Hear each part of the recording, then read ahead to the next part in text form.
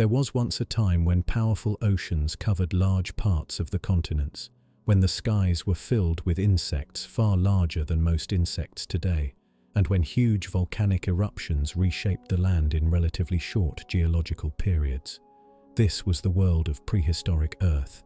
Between about 566 million years ago and later ages, the planet was constantly changing. Massive trilobites moved along the ocean floor long before the first dinosaurs appeared on land.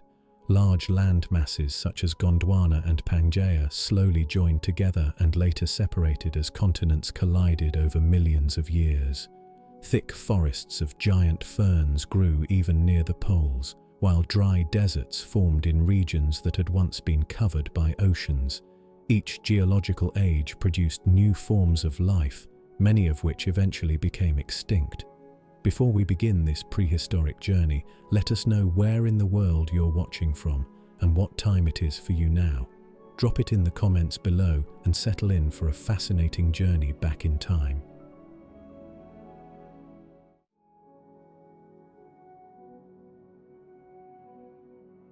The Cambrian period was the very first chapter of the Paleozoic era and a major part of the Phanerozoic eon, the time in Earth's history when life truly began to grow and spread in visible and complex ways.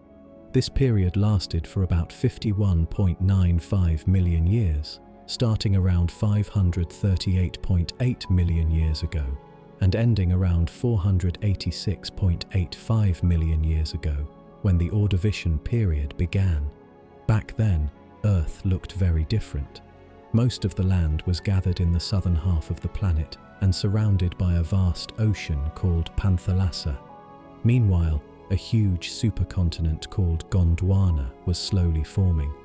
As its parts crashed together and joined during the Ediacaran and early Cambrian times, the movement of Earth's plates created new mountain ranges and volcanic activity along the edges. These changes helped increase global temperatures.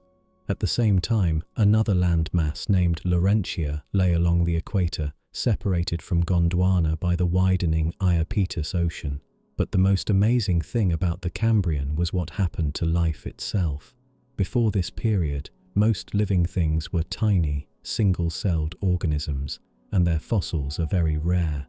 Some more complex, many-celled organisms had started to appear toward the end of the Ediacaran, but during the Cambrian, something remarkable occurred: the Cambrian explosion.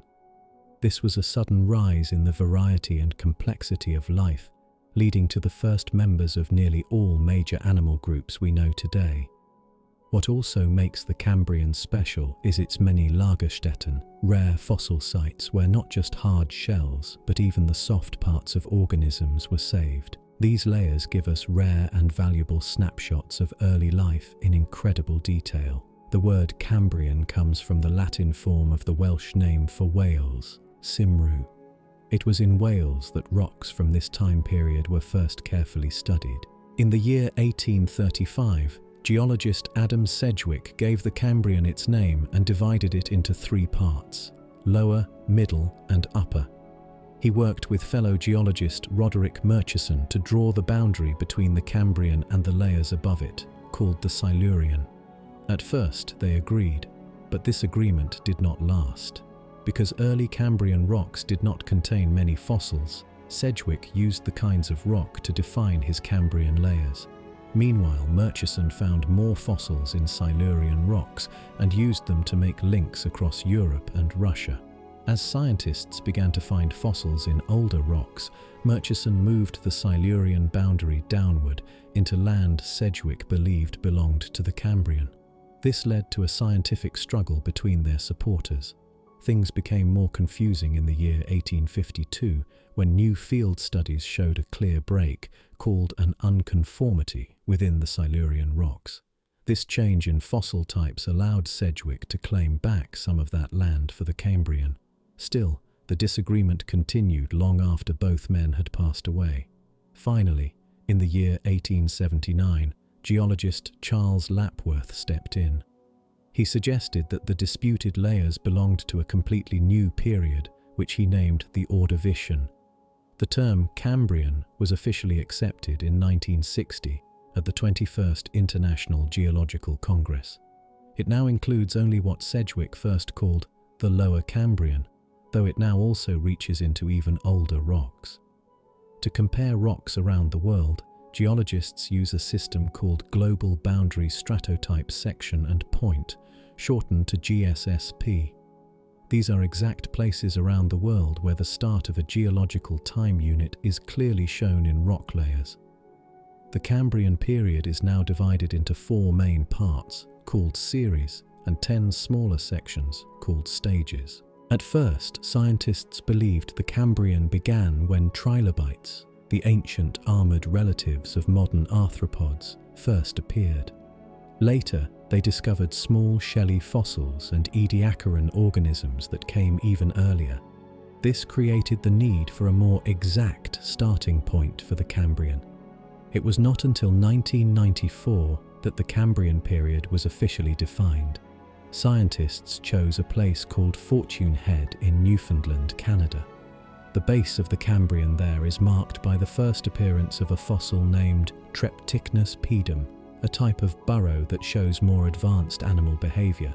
Early estimates placed the start of the Cambrian at about 570 million years ago, but newer and more accurate dating methods now place it at 538.8 million years ago, with a small margin of error of about plus or minus 0.6 million years. This date comes from ash layers in Oman, which also show a drop in carbon-13 levels and the disappearance of well-known Ediacaran fossils like Cloudina and Namakalithus. However, some researchers believe this site may not show the true boundary and prefer slightly older estimates of 544 to 542 million years ago.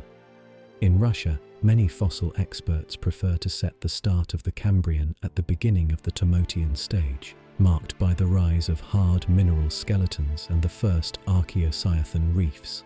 There were 4 parts of the Cambrian period: Terranuvian series, from 538.8 to about 521 million years ago. This is the earliest chapter of the Cambrian. It contains no trilobite fossils. It includes the Fortunian stage and an unnamed stage 2, marked by trace fossils and small shelly fossils. The name Terranuvian was made official in the year 2007. Cambrian Series 2, from about 521 to 506.5 million years ago. This part does not yet have an official name. It includes Cambrian Stage 3 and Stage 4. During this time, animal diversity increased greatly, especially among trilobites and archaeocyaths. Making worldwide comparisons is difficult because fossils differ from region to region. Meolingian series, from about 506.5 to 497 million years ago, formerly called Cambrian Series 3. It includes the Wuluan, Drumian and Gujangian stages. It was approved in 2018 and is named after the Miaoling Mountains in China. This period begins with the first appearance of the trilobite Oryctocephalus indicus. At the boundary between Series 2 and the Meolingian, many trilobite groups, such as Olenellids, Eodicids, and Redlichides, died out. This is seen as the first known large-scale extinction of trilobites. Ferrongian series, from about 497 to 486.85 million years ago. This is the final part of the Cambrian. The name was approved in 2003 and replaced the older term Upper Cambrian. It begins with the appearance of the trilobite Glyptognostus reticulatus. It includes the Paebian stage, the Jangshanian stage, and an unnamed stage 10. The Cambrian Ordovician boundary is officially marked at Green Point in western Newfoundland, Canada, and dated to 486.85 million years ago. This point is defined by the first appearance of a tiny tooth-shaped fossil called Eopetognathus fluctivagus. In places where this fossil is not found, scientists use other markers, such as floating graptolites or the trilobite Jujujaspis borealis. Several large meteorites struck Earth during the Cambrian.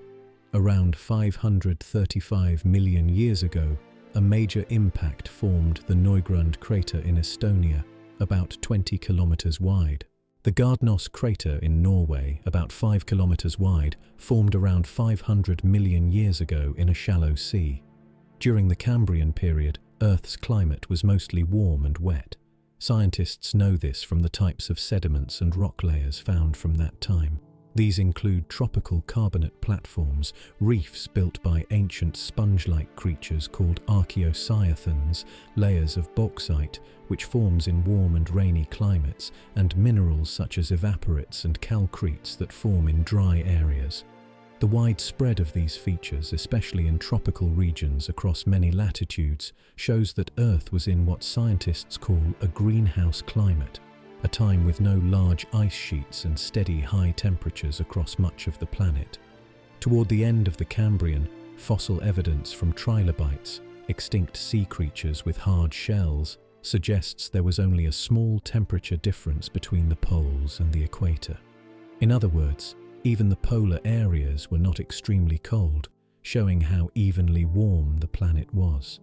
Some scientists have found signs of ancient glaciers in the Avalonia region, which was located in high southern latitudes at the time. However, there is still debate about whether those icy sediments formed during the Cambrian or in the slightly earlier Neoproterozoic period. When it comes to measuring how hot the Earth really was during the Cambrian, the results are different depending on the method used. Some estimates suggest that the global average temperature may have been over 40 degrees Celsius. However, more dependable models that gather information from several sources give more moderate temperatures, around 20 to 22 degrees Celsius at the very beginning of the Cambrian, rising to about 23 to 25 degrees Celsius for the rest of the period. This long-lasting warmth was closely linked to high levels of carbon dioxide in the atmosphere. A major reason for this was the formation of the massive supercontinent Gondwana. As land masses moved together, Earth's tectonic plates shifted and created new edges where volcanic activity took place. These volcanic eruptions released large amounts of heat-trapping gases like carbon dioxide, which further warmed the planet. In particular, a huge volcanic event known as the Kalkarinji Large Igneous Province erupted around stage 4 of the Cambrian and continued into the early Meolingian. These eruptions released enormous amounts of carbon dioxide, methane and sulfur dioxide into the air, causing sudden climate changes and raising sea surface temperatures greatly. However, there is still a lot of doubt about exactly how hot the oceans became. Scientists try to understand this by studying oxygen isotope levels in ancient sea rocks. But there is ongoing disagreement about what those values really mean when comparing Cambrian oceans to other times in Earth's history. Depending on which estimates you consider, tropical sea surface temperatures during the Cambrian may have ranged from 28 to 32 degrees Celsius, or even from 29 to 38 degrees Celsius. By comparison, today's average tropical sea surface temperature is around 26 degrees Celsius. While temperatures rose sharply, oxygen levels in the atmosphere were still quite low compared to today. Oxygen had been increasing steadily since the Neoproterozoic period thanks to the growth of photosynthesizing organisms in the oceans. But during the Cambrian, oxygen levels in the atmosphere moved up and down between about 3% and 14%. Far below the modern level of about 21%. The combination of low oxygen in the air and high ocean temperatures meant that less oxygen could mix into seawater, especially in deeper areas. This led to oxygen-poor conditions, where deep parts of the ocean were almost completely without oxygen. These low oxygen environments had a strong effect on sea life and the development of early animals.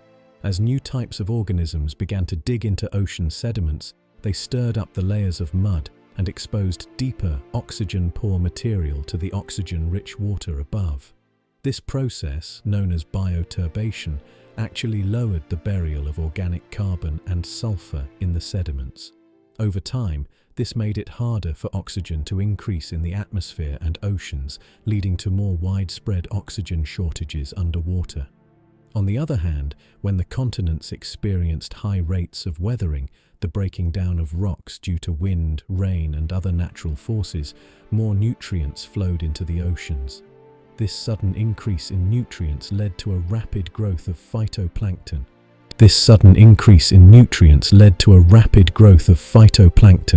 Tiny photosynthesizing organisms that formed the base of the food chain. Their rapid growth helped support the development of more complex animal life. But when these plankton blooms happened too quickly, they caused eutrophication, a process where too much organic matter is produced and later breaks down, using up oxygen and leaving waters seriously low in it. These cycles of rising and falling oxygen levels shaped life on Earth in powerful ways. Whenever oxygen levels increased, the variety of life increased. More oxygen supported more active ways of living, larger body sizes, and more complex ecosystems, as oxygen-rich conditions spread across the sea floor. But when oxygen levels dropped, because of changes in sea level, shifts in ocean currents, or the rising of deeper oxygen-poor waters, many animals could not survive. These low oxygen events led to mass die-offs, sometimes in certain regions and other times across the world. All in all, the Cambrian period was a time of dramatic environmental changes. These swings between oxygen-rich and oxygen-poor conditions played a major role in driving evolutionary change, causing some species to die out and pushing others to adjust in new and remarkable ways. As for plant life, there wasn't much on land during the Cambrian. The sea plants didn't look very different from those that existed just before, during the Ediacaran period. The main types were large algae, including forms named Fucsianospira, Cynocylindra, and Marpolia. Interestingly, no calcium-containing algae have been found from this time. There are no fossils of land plants, what scientists call embryophytes, from the Cambrian.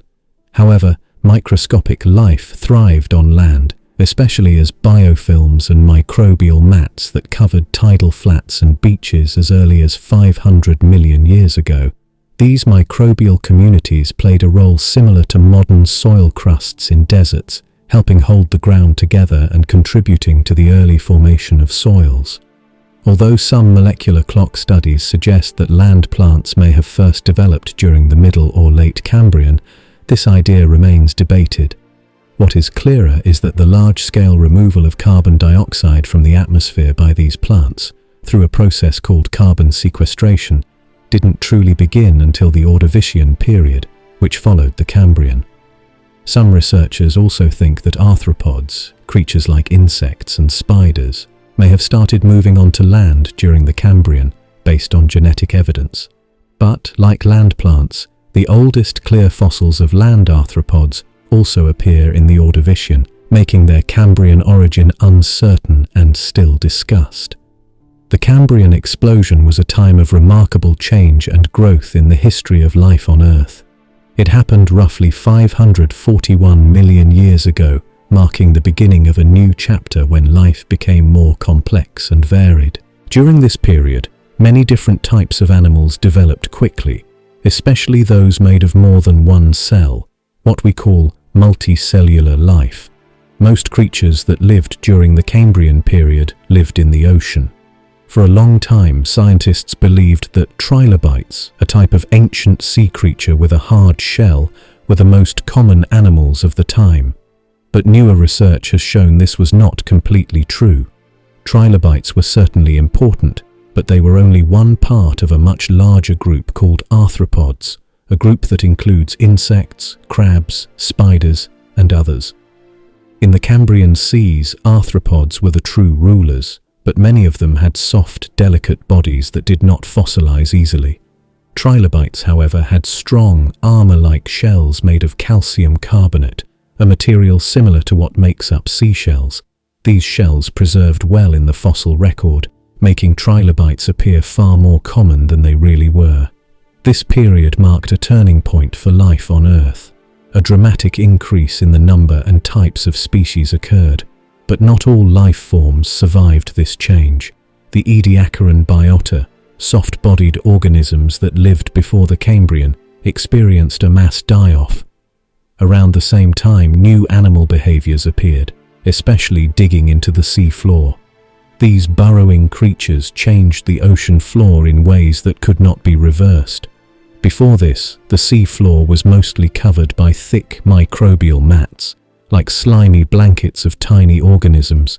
But as animals dug through the seabed, they disturbed and eventually destroyed many of these mats in a process called bioturbation. This forced the creatures that depended on the mats either to adjust or die out. Those that could adapt began to take advantage of the new habitats that formed in the disturbed seabed. During this same period, animals with hard mineral body parts, such as shells, began to appear more often. These included members from most of the major animal groups, or phyla, that we still recognize today. One example is the bryozoans, tiny colony-forming creatures that were once thought to have appeared much later in the Ordovician period. But most of these early animals were only simple ancestors of today's forms, and since animals with mineral bodies usually lived on the sea floor, they did not fully show the variety of soft-bodied life that may have been much more common. Even though the early Cambrian period was a time of amazing growth, earning it the name Cambrian explosion, this boom did not last forever. Around 515 million years ago, things began to shift. The number of species dying out started to exceed the number of new species appearing. About 5 million years later, the total number of different genera dropped from around 600 to just 450. The speed at which new species were forming fell to as little as 1/5 or 1/3 of what it had been earlier. By around 500 million years ago, oxygen levels in the oceans fell sharply. This caused hypoxia, a condition where there isn't enough oxygen for most animals to stay alive. At the same time, levels of hydrogen sulfide, a poisonous gas, began to rise, a dangerous mix that led to another extinction event. The second half of the Cambrian period became much quieter and less full of life than the first. Several sudden waves of extinction happened. Reef-building sponges called archaeocyathra, which had replaced older reef-forming life like stromatolites, eventually died out as well.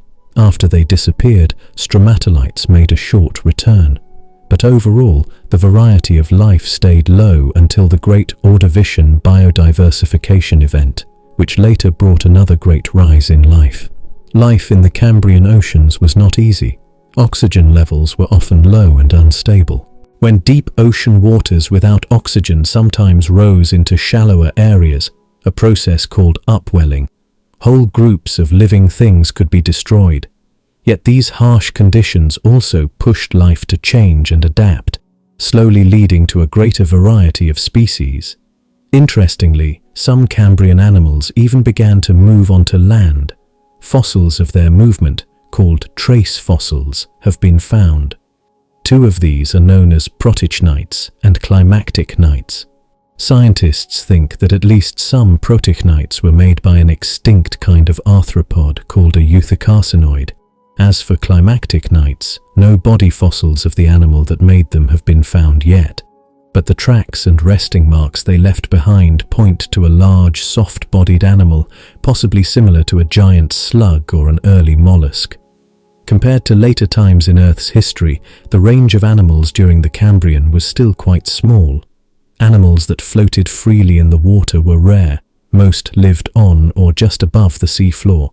Animals with hard shells or skeletons were also less common than they would be later. One reason was the ocean's chemistry, which was not very suitable for forming and keeping hard body parts. Even with these limits, the Cambrian period gave us some of the most amazing fossils ever discovered. Many fossils from this time preserved not only bones or shells, but also soft parts like skin, gills, and stomachs, things that almost never survive as fossils. These special fossil sites, called Lagerstätten, give us a rare and detailed view of ancient life. Some of the most famous examples include Sirius Passet in Greenland, the Sinsk-Algal lens in Russia, the Maotianshan shales in China, the Emu Bay shale in Australia, and the Burgess shale in Canada. The Ordovician period was an interesting chapter in Earth's ancient story. It was the second period of the Paleozoic era, and also the second of 12 major periods that make up the Phanerozoic Eon, the long span of time that includes most of Earth's complex life. The Ordovician lasted for about 41.6 million years, starting around 486 million years ago, right after the Cambrian period ended, and ending around 443 million years ago, when the Silurian period began. The name Ordovician comes from the Ordovices, a Celtic tribe that once lived in what is now Wales.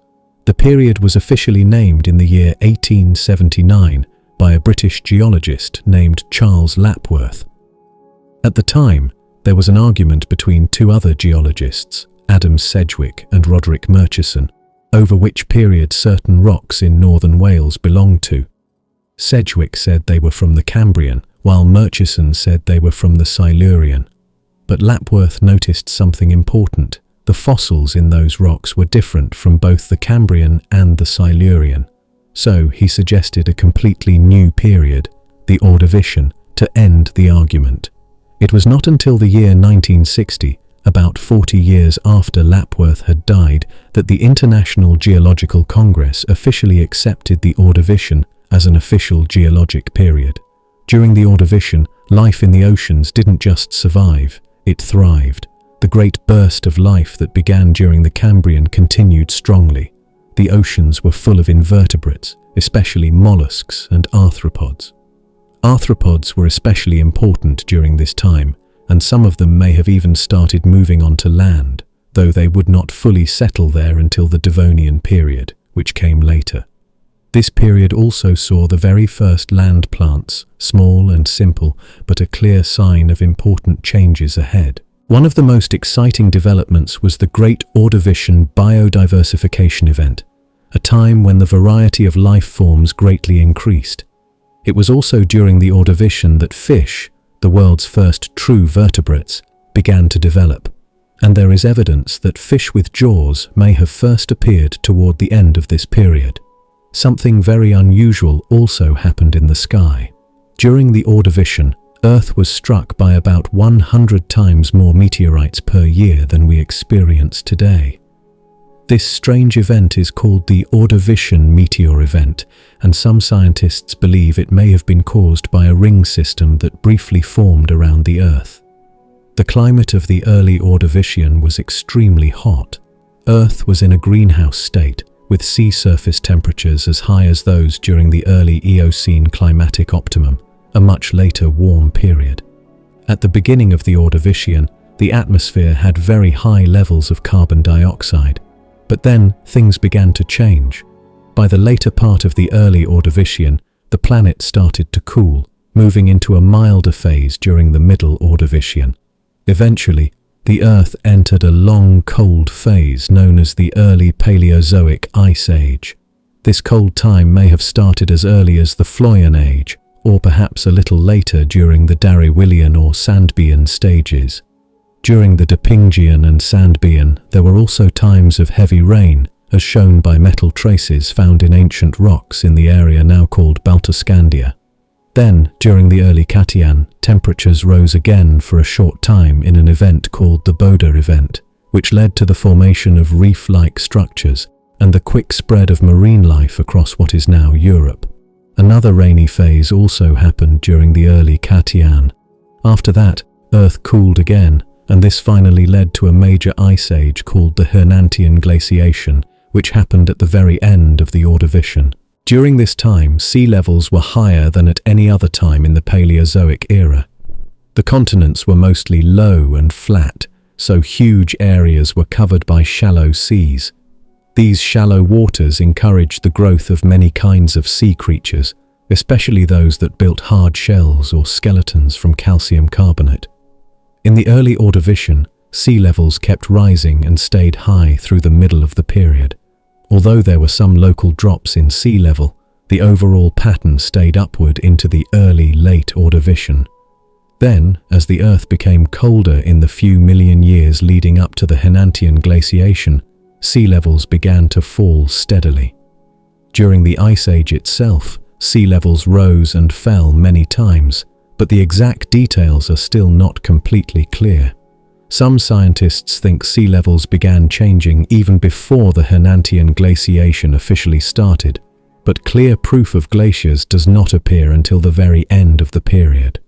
There is now proof that glaciers formed during the Hernantian on what are now Africa and South America, which were located near the South Pole at that time.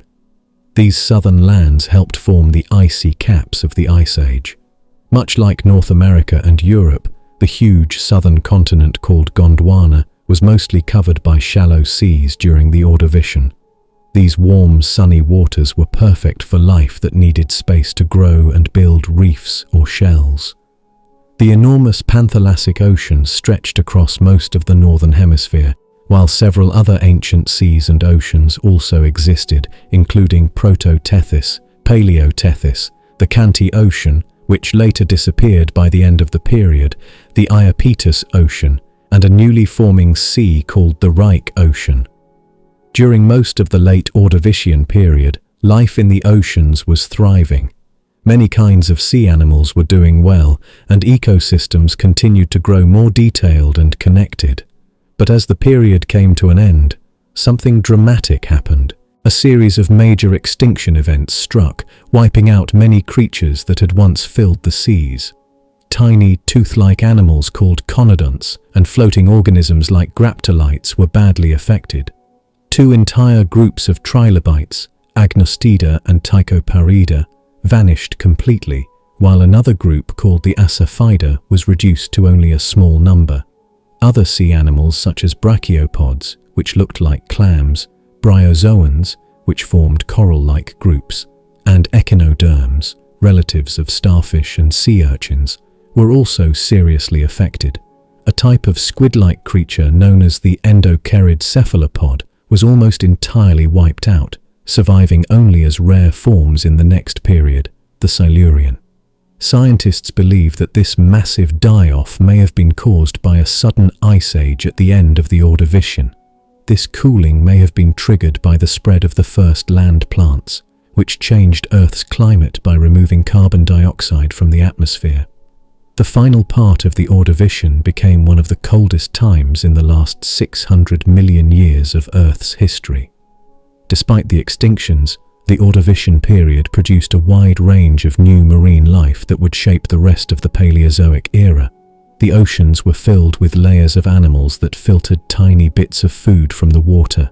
These animals formed simple food chains and lived in closely connected communities. Life during the Ordovician was far more varied and detailed than in the earlier Cambrian period, and this pattern of ocean life has continued in many ways up to today. One of the most amazing events of this time is called the Great Ordovician Biodiversification Event. It may not be as well known as the Cambrian explosion, but it was just as important. During this time, the number of marine animal groups increased 4 times, making up about 12% of all known marine life in the Phanerozoic eon. Many animals also became smaller than their Cambrian ancestors, and filter-feeding organisms became more common than ever before. By now, the older sea life from the Cambrian, like simple-shelled brachiopods, archaeocyathids, eocrinoids, and early trilobites, was being replaced. Taking their place were hinged brachiopods, crinoids, sea lilies, and many kinds of cephalopods, relatives of modern squids and octopuses. Hinged brachiopods especially began to spread across the ocean shelves, replacing trilobites in many areas. These changes showed a big rise in animals that made hard, shell-like coverings from calcium-rich minerals. The positions of the continents during the Ordovician also strongly affected what kinds of animals developed. Different regions formed their own special types of spineless sea life. For example, the continents of Laurentia and Baltica, which were near the tropics and surrounded by shallow, warm seas, had their own kinds of trilobites, different from those in Gondwana. Gondwana itself had separate animal groups in its warmer and cooler areas. Parts of Central Asia, like the Tian Shan region, were closely connected to Gondwana in terms of life forms. The Alborz region of what is now Iran also shared links with South China. Southeast Asia's sea life had strong connections to Gondwana too. North China shared similarities with both Laurentia and parts of South America that belonged to Gondwana. There was even a special group of animals living in what scientists call the Celtic province. However, some animals, such as the tropical hinged brachiopods, lived all around the world and were not limited to one area. As the Middle Ordovician began, marine animals spread more widely across the globe. Because of this, sea life became less regional and more shared between different areas, especially as oceans like the Iapetus Ocean became smaller. Even so, differences in sea life between regions continued until the end of the Ordovician. Trilobites, those armored sea creatures with jointed legs and many eyes, were especially common and varied. They changed quickly during the Ordovician and developed many unusual features. Some grew long spines and bumps to protect themselves from hunters like early sea scorpions and meat-eating cephalopods. One trilobite called Eglina prisca even learned how to swim.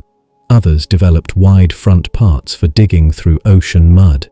A group known as the trinucleids had strange, flat, pitted edges around their head shields. Some trilobites like Asaphus kowalewski grew long eye stalks to help them spot danger from far away, while others lost their eyes completely. By the end of the Ordovician, early relatives of spiders and scorpions may have started moving onto land. Although single coral animals had existed since at least the Cambrian, large reef-building corals appeared during the early Ordovician, along with the first known soft-bodied octocorals. This rise in coral reefs also meant more animals were using calcium to build shells and skeletons. Brachiopods became extremely varied, adapting to almost every sea environment, from shallow coasts to deeper waters. Even after the great increase in life forms, they continued to change and develop quickly.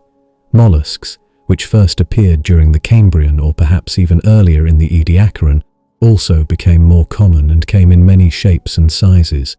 These included clams, snails, and straight-shelled cephalopods called nautiloids, which spread from shallow tropical seas to nearly all parts of the ocean. Graptolites, tiny colonial animals that floated in the sea, thrived throughout this period.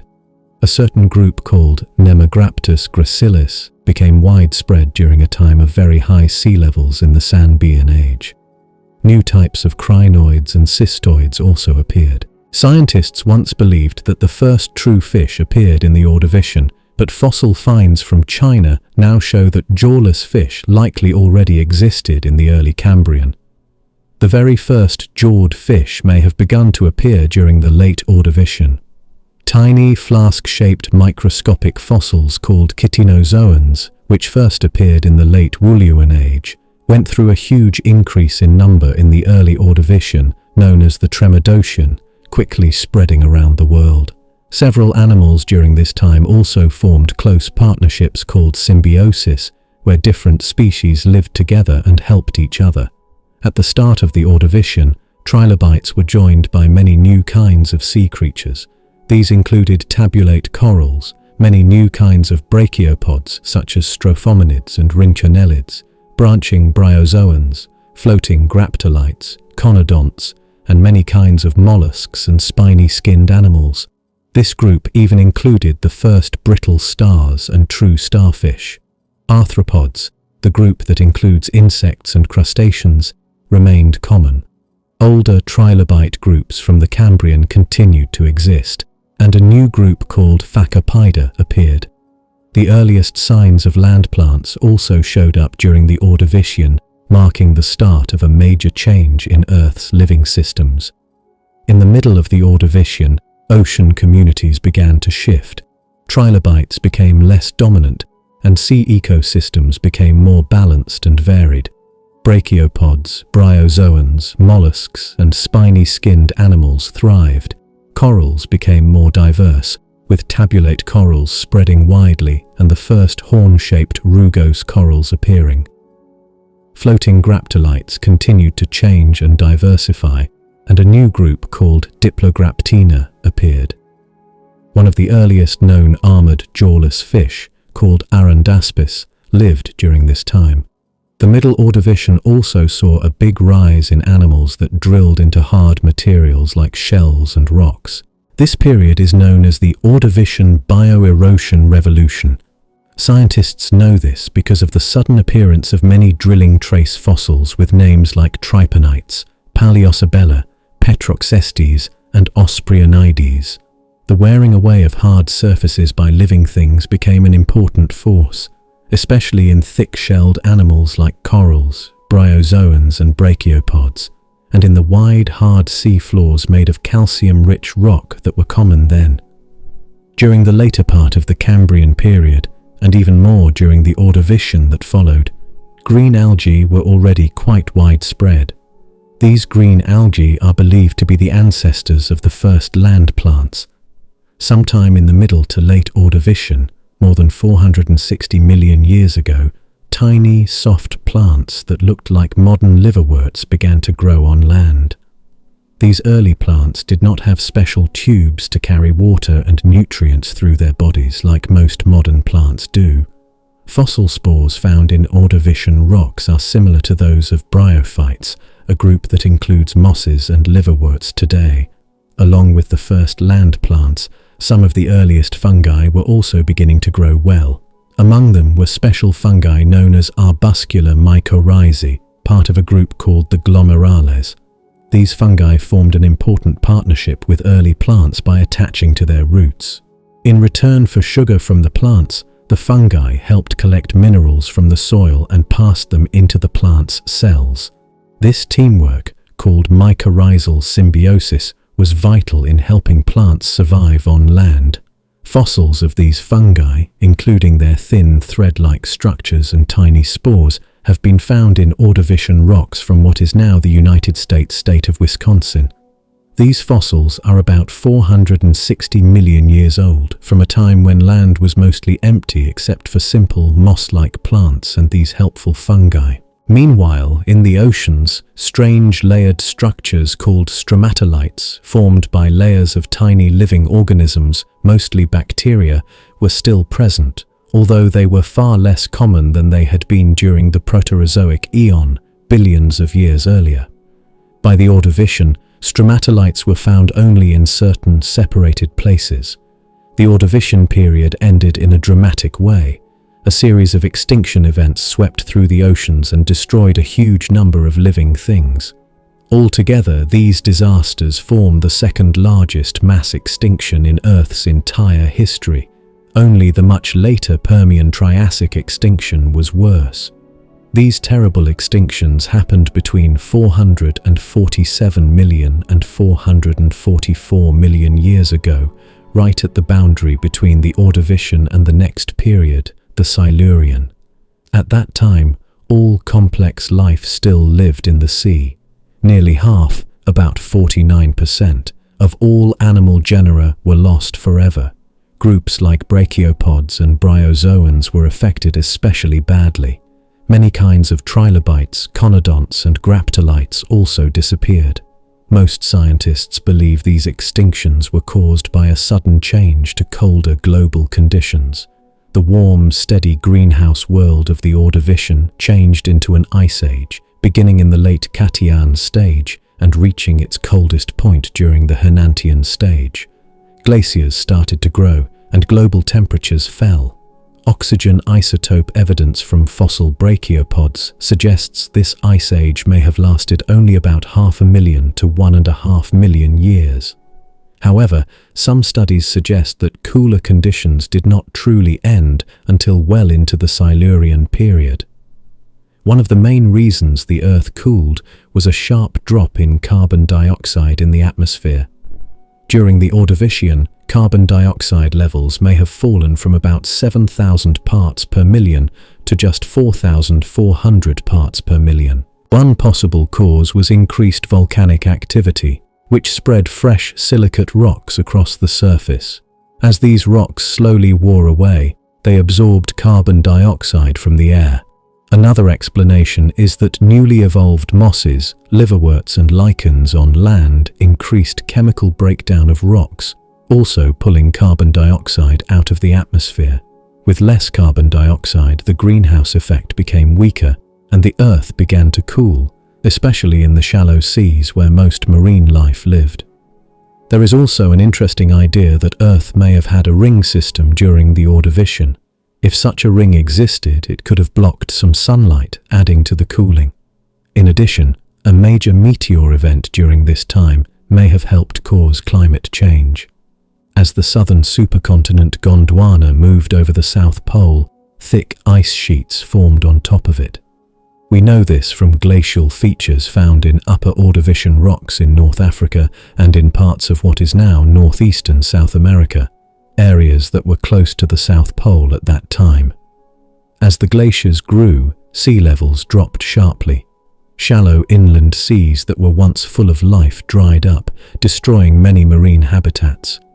When the seas briefly returned, they brought smaller and less varied communities of life. Then, with another wave of glaciation, the seas pulled back again, causing more extinctions. This repeated rise and fall pattern strongly affected life in these shallow marine environments. Species that lived in only one particular inland sea were especially at risk.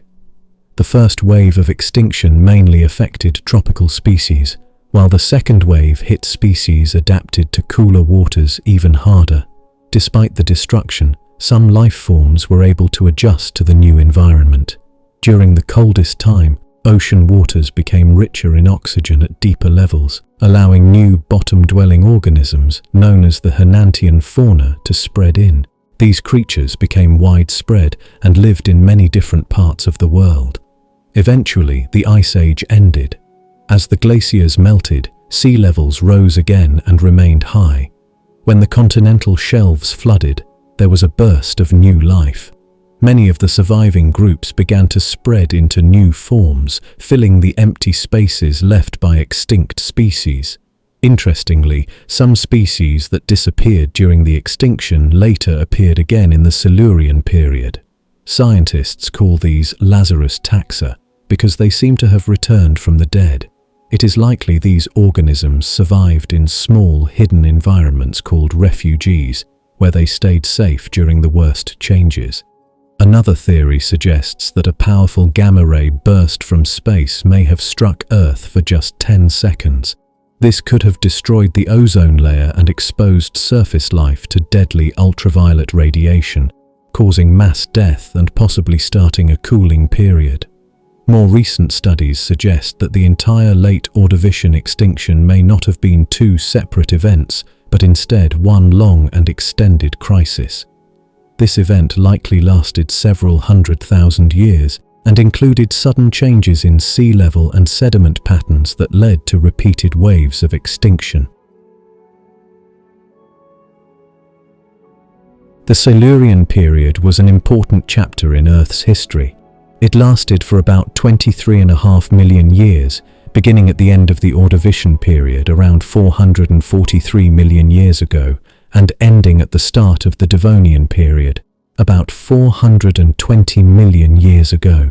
This period was the third out of 6 main periods in the Paleozoic era, and the third of 12 periods in what scientists call the Phanerozoic Eon, the time when visible complex life grew and spread across Earth.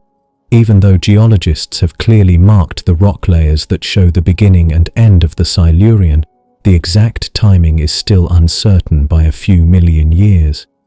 The Silurian began right after a terrible worldwide event, one of the biggest mass extinctions in Earth's oceans. During this crisis, around 60% of sea species disappeared. It marked a dramatic turning point and a fresh start for life on our planet. One of the most exciting things about the Silurian was that life began to spread onto the land in a serious way. This major step is often called the Silurian-Devonian land revolution. Before this time, most life lived underwater, but now plants and animals were beginning to adjust to life on dry ground. Early land plants that had no roots or water-carrying systems slowly changed into vascular plants, which could move water and nutrients inside their bodies and grow taller. Alongside them, new kinds of fungi, especially Dicarian fungi and glomeromycotan fungi, spread and became more varied, helping plants develop root systems and survive in rocky, harsh places. At the same time, three important groups of arthropods, myriapods, like millipedes, arachnids, like spiders, and hexapods, insects and their relatives, became fully suited to life on land. This was the first wave of animals to permanently leave the ocean behind. The Silurian also saw a rapid increase in the variety of jawed fish. New groups such as placoderms, armored fish, acanthodians, which would later give rise to modern sharks and rays, and osteichthyons, bony fish, appeared. The bony fish later divided into two types: lobe-finned fish, which would eventually lead to amphibians and humans, and ray-finned fish, which fill the seas today. However, as these jawed fish grew and spread, the older jawless fish, like ostracoderms and conodonts, began to decrease in number. The balance of power in the ocean was changing. The Silurian period was first named and described in the early 1830s by a Scottish geologist named Roderick Murchison.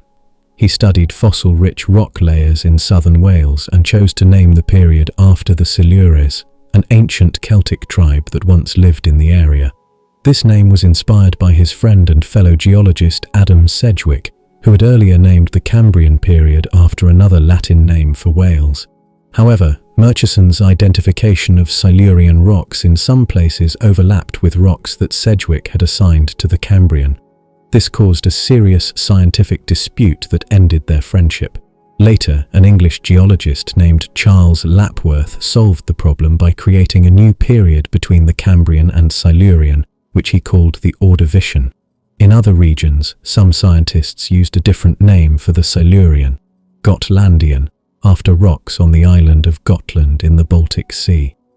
The French geologist Joachim Barrande, building on Murchison's work, divided Silurian rocks in Bohemia, now part of the Czech Republic, into 8 stages, though later research showed that some of these actually belonged to the Devonian period. Even so, his work made Bohemia one of the most important places for studying early Silurian fossils.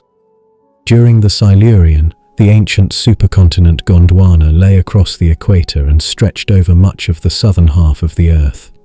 At the same time, a vast ocean covered the northern half of the globe. Because sea levels were very high and most land was low and flat, many small islands formed, creating many different environments where life could grow and thrive. Gondwana continued to move slowly southward, but the ice sheets from the previous period's ice age began to melt. This caused sea levels to rise. In many places, Silurian rock layers sit directly on top of worn-down Ordovician rocks, showing geologists that the seas flooded back over the land. At the same time, the continents Avalonia, Baltica, and Laurentia were drifting toward the equator and eventually crashed into each other. This was the beginning of a new supercontinent called Euramerica. When early Europe collided with North America, it pressed and folded layers of ancient sediments that had built up over millions of years. This powerful earth-shaping event is known as the Caledonian Mountain Building Event, which affected a huge area, from present-day New York State across Greenland, through Europe, and all the way to Norway. As the Silurian came to an end, sea levels fell again. This drop left behind salty basins, evaporite deposits, stretching from Michigan to West Virginia. The newly formed mountain ranges also began to wear down quickly. One ancient river, the Tees River, cut into older Ordovician rocks and left behind Silurian sediments in what is now northern Ohio and Indiana. In the northern half of the Earth, the enormous ocean called Panthalassa dominated the planet. Other seas and oceans included 2 early forms of the Tethys Ocean, the Proto-Tethys and the Paleo-Tethys, as well as the Rheic Ocean, the Iapetus Ocean, a narrow sea between Avalonia and Laurentia, and the newly formed Ural Ocean. The Silurian period was once thought to have been a time of calm and steady warmth. This was compared to the icy extremes of the Ordovician period before it and the intense heat that followed in the Devonian period. But today, scientists know that the Silurian climate was far from steady. In fact, The planet experienced many dramatic climate changes during this time. We know this because of major changes seen in carbon and oxygen isotopes, chemical signs left behind in rocks from that age. Sea levels also changed greatly during the Silurian. At the beginning of the period, they rose sharply from their low point during the Hernantian Ice Age, then slowly fell again toward the end. However, this was not a simple rise and fall. Sea levels moved up and down in smaller cycles as well. Scientists have identified 15 clear high sea level periods when the ocean rose above the edges of the continents. At its highest, the Silurian sea level was likely about 140 meters, or 459 feet, higher than its lowest point. During the Silurian, Earth entered a warm, greenhouse phase. The atmosphere contained large amounts of carbon dioxide, about 4,500 parts per million, much higher than today's levels. Warm, shallow seas spread across the tropical parts of the planet. In the early Silurian, glaciers that had once extended into the continents shrank and slowly moved back toward the South Pole, nearly disappearing by the middle of the period. The climate of this time was also marked by strong and frequent storms.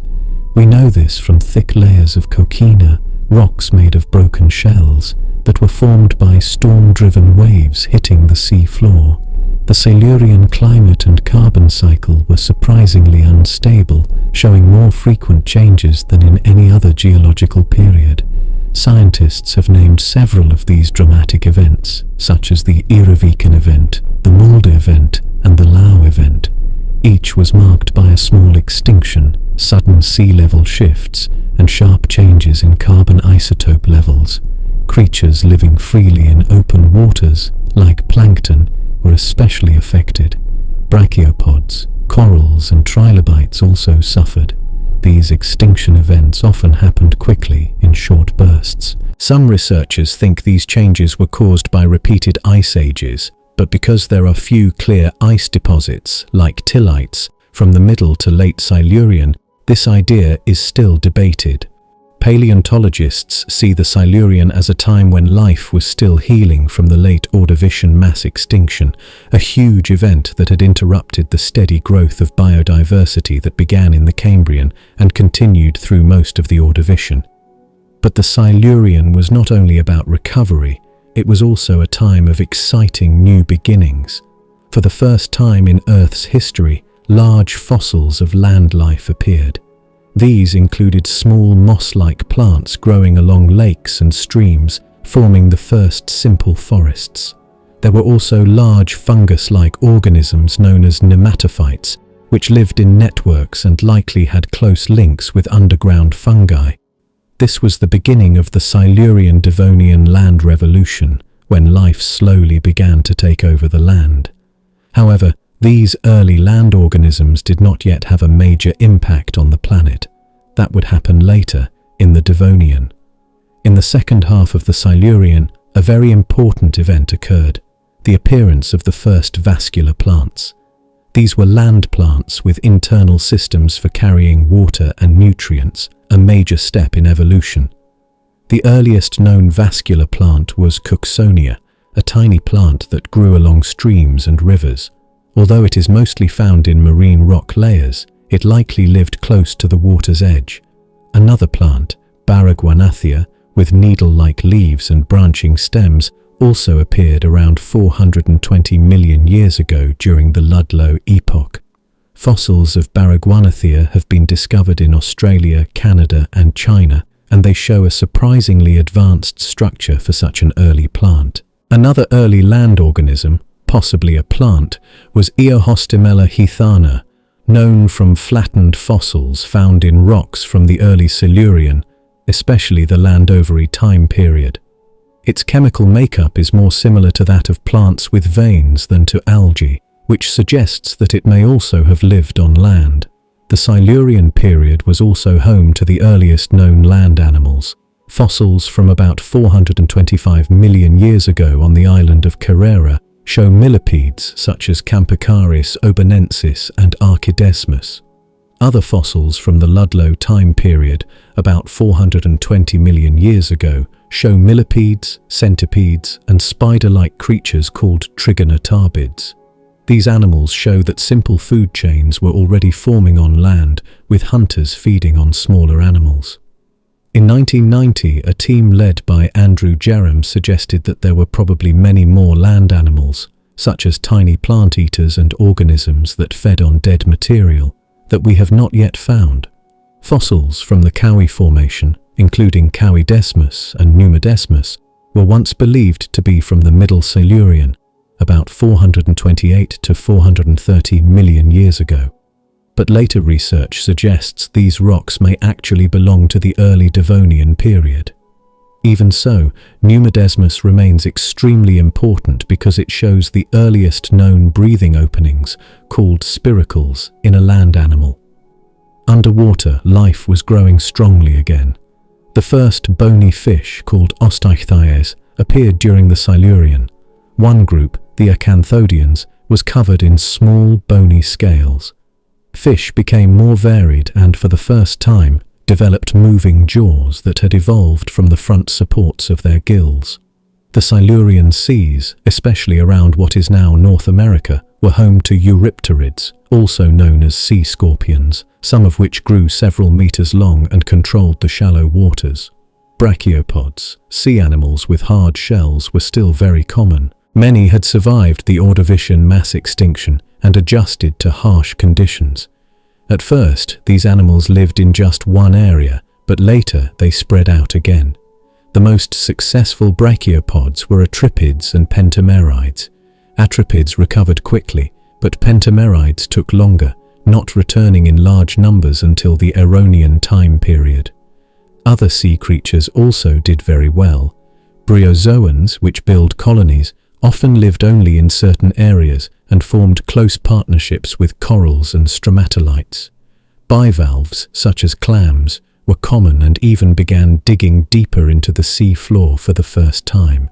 Chitons, sea mollusks with protective plates, reached their highest variety in the middle of the Silurian. Hederelloids, unusual colonial organisms, formed partnerships with certain corals, such as Entellophyllum. The Silurian was also the golden age of tentaculitoids, a mysterious group of small, tube-shaped sea animals. They did especially well in Baltuscandia and spread widely during the Landovery and Wenlock time periods. Even trilobites, the well-known sea arthropods, made a comeback. Although their variety had decreased after the Ordovician extinction, they still did well during the Silurian, especially in the Rudanian. The Silurian also saw new types of crinoids, also known as sea lilies. Groups like the Flexibelia, which had survived the extinction with little damage, became more common. Monobathrid camerids became more varied early on, while others like cyathocrinids and dendrocrinids expanded later. A strange group called siphocrinoids appeared suddenly near the very end of the Silurian and disappeared just as quickly. Close partnerships between species were common.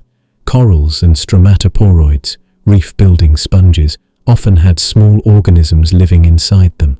Rugose corals, in particular, were often covered by other attached organisms, such as the hederelloids mentioned earlier. And in the Middle Silurian, the first photosymbiotic scleractinian corals, corals that lived together with light-using organisms, appeared for the first time. Despite all this variety, Silurian reefs were unevenly spread. In some places, reef fossils are plentiful, while in others, they are almost completely missing, creating confusing gaps in the fossil record.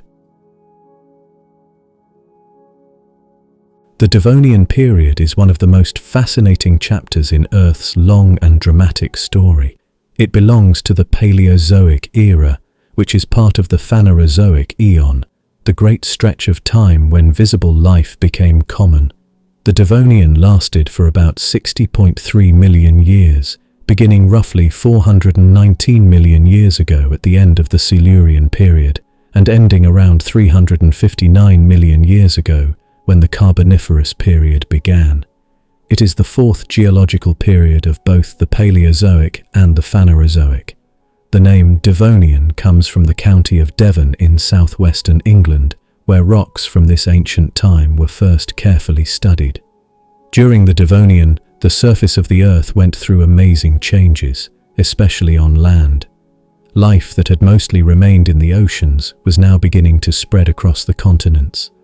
Plants that could release spores into the air, called free-sporing vascular plants like ferns, began spreading far and wide.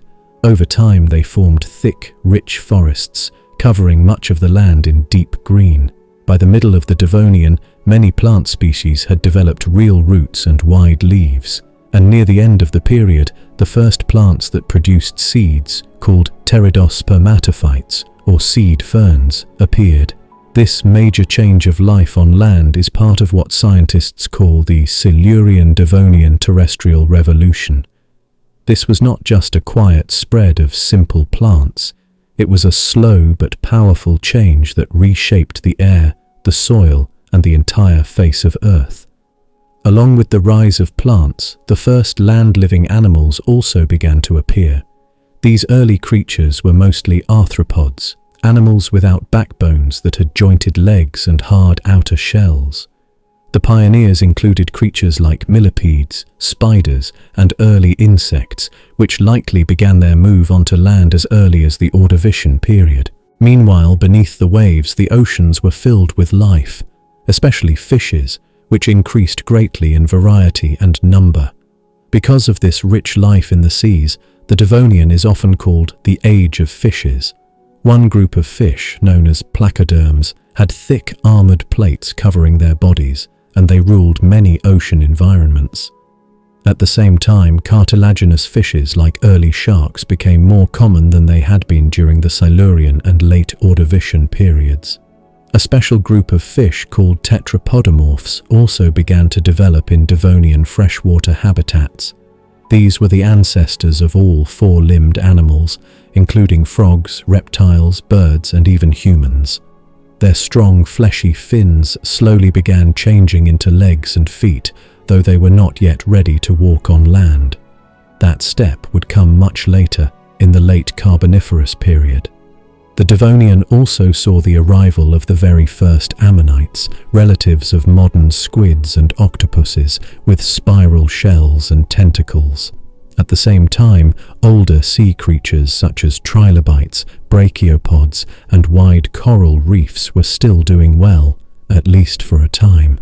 Sadly, the Devonian story took a dark turn. Around 375 million years ago, a destructive mass extinction struck the oceans. Many of the great reef systems collapsed. Jawless fish and placoderms were almost completely wiped out, and most trilobites disappeared, except for a small group called the Proetida. Another extinction event followed soon after at about 359 million years ago, destroying even more sea life, including calcite sponge reefs and the last of the placoderms.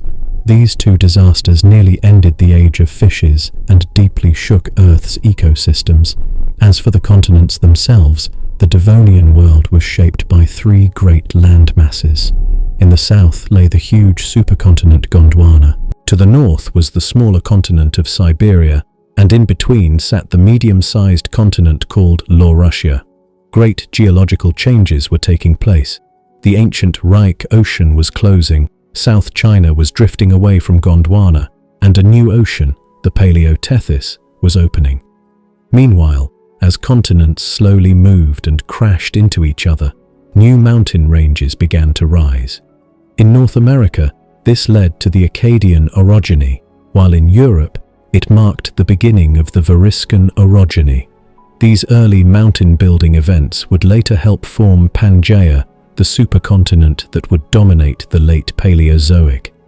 The climate during the Devonian was generally warm, though there may have been glaciers at certain times, especially during the early and middle Devonian. Unlike today, the temperature difference between the equator and the poles was not very large. The equator was especially dry, with dry conditions stretching across wide areas. By studying tiny fossils called conodonts, scientists estimate that tropical sea temperatures in the early Devonian averaged around 30 degrees Celsius, or 86 degrees Fahrenheit. The overall average surface temperature was probably about 16 degrees Celsius, or 61 degrees Fahrenheit. One of the most important climate changes in the Devonian was a major drop in carbon dioxide levels. The new forests that had spread across the land were pulling carbon dioxide out of the air and trapping it in sediments. This caused a noticeable cooling event in the Middle Devonian, with temperatures falling by as much as 5 degrees Celsius, or 9 degrees Fahrenheit. Later, in the Late Devonian, temperatures rose again to levels similar to those in the Early Devonian. Interestingly, carbon dioxide did not increase with the warming. Instead, increased continental weathering, the breaking down of rocks on land, likely caused the warming. Fossil plant evidence also supports the idea of a hotter Late Devonian climate. These changes in temperature also affected the coral reefs. In warmer times, microbes built reefs. In cooler times, corals and sponges were more common. But by the very end of the Devonian, the planet began cooling again, sharply. This change brought in the Late Paleozoic Ice Age, a time when vast ice sheets covered parts of the Earth. During the Devonian period, which began around 419 million years ago and ended about 359 million years ago, sea levels were generally quite high. The oceans of that time were full of life, especially in the shallow waters near the coasts. Many kinds of ancient sea creatures lived and flourished during this era. These included tiny, tooth-like creatures called conodonts, groups of filter-feeding animals known as bryozoans, and brachiopods, which looked a bit like modern clams but were actually quite different. There were also unusual organisms called heterellids, tiny tube-living animals called microconchids, and various types of corals that helped build reefs. Graceful, flower-like creatures called crinoids, which were actually animals related to sea stars, were especially common. Although they looked like underwater flowers moving with the current, they were active feeders. Trilobites, which had once ruled the seas in earlier times, were still present but not as widespread as before. Bivalves, ancestors of modern clams and mussels, became common in deeper ocean waters and along the outer edges of the continents. One of the most exciting developments during the early part of the Devonian, around 400 million years ago, was the appearance of the very first ammonites, spiral-shelled creatures related to modern squids and octopuses. Around the same time, bactritoids also appeared for the first time. Both groups began to grow and spread quickly, possibly because the deep ocean had less oxygen than before. This lack of oxygen may have weakened older groups and created opportunities for new ones to rise and take their place. Meanwhile, in the world of fish, big changes were happening. Very old jawless fish, which were covered in hard bony plates and called ostracoderms, slowly began to disappear. Taking their place were fish with jaws, known as gnathostoms, which were better at catching prey and protecting themselves. These jawed fish thrived in the seas as well as in freshwater rivers and lakes. Among them were placoderms, which were heavily covered in armor and ruled the early Devonian waters. However, they later died out near the end of the period, possibly because they could not compete with other faster and more skilled fish. Also appearing were the early ancestors of modern sharks and rays, known as chondrichthyes, and bony fish, called osteichthyes.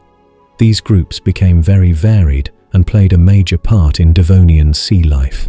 One of the first well-known sharks, called cladocelash, showed up during this time. Because of this huge increase in fish variety, scientists and writers often call the Devonian the Age of Fishes. At the same time, sea life that could swim freely in open water, called nekton, began to increase and spread, helped by the enormous number of tiny plankton floating in the seas. The ocean floor was already full of living creatures, so more animals started to live and hunt in open water. This move toward an active swimming way of life is known as the Devonian nekton revolution. However, not all scientists agree that this was truly a revolution. A study published in the year 2018 said that although the percentage of nekton species increased between the Silurian and Devonian periods, it later fell again during parts of the Devonian, especially in the Prägian age.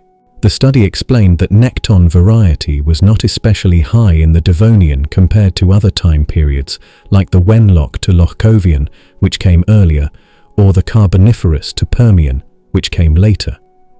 Instead of being a sudden change, they believed this rise in swimming animals was part of a longer, slow pattern that lasted throughout the entire Paleozoic era. Back on Earth's surface, one of the most amazing structures from this time was a huge barrier reef in what is now the Kimberley Basin of northwestern Australia. This reef stretched for about 350 kilometers, around 220 miles. Unlike modern coral reefs, which are mostly built by present-day corals and algae, Devonian reefs were formed in different ways. Some were microbial reefs, made mainly by ancient cyanobacteria that could perform photosynthesis. Others were coral stromatoporoid reefs, built by coral-like sea creatures called stromatoporoids, along with tabulate and rugose corals. During the warm, early and late parts of the Devonian, microbial reefs were most common, but during the cooler Middle Devonian, coral stromatoporoid reefs were more widespread. On land, life was changing just as strongly. By this time, Earth's surface had already become partly green because of mosses and algae that had appeared during the Silurian period. But early in the Devonian, more advanced land plants began to grow. These new plants had simple roots and formed the first true soils. They were joined by tiny land animals such as mites, scorpions, myriapods, like centipedes and millipedes, and trigonotarbids, all of which flourished in this new green world. Some of these animals may have lived on land even earlier, possibly as far back as the Cambrian period, based on ancient track fossils like those of protischnites. One of the strangest land organisms at the time was Prototaxites, a massive living thing that grew up to 8 meters, around 26 feet, tall. It looked like a tree trunk but was not a plant. Some scientists believe it may have been a giant fungus, while others think it could have been a rolled-up layer of liverworts or something completely different. Insects may also have appeared during this time.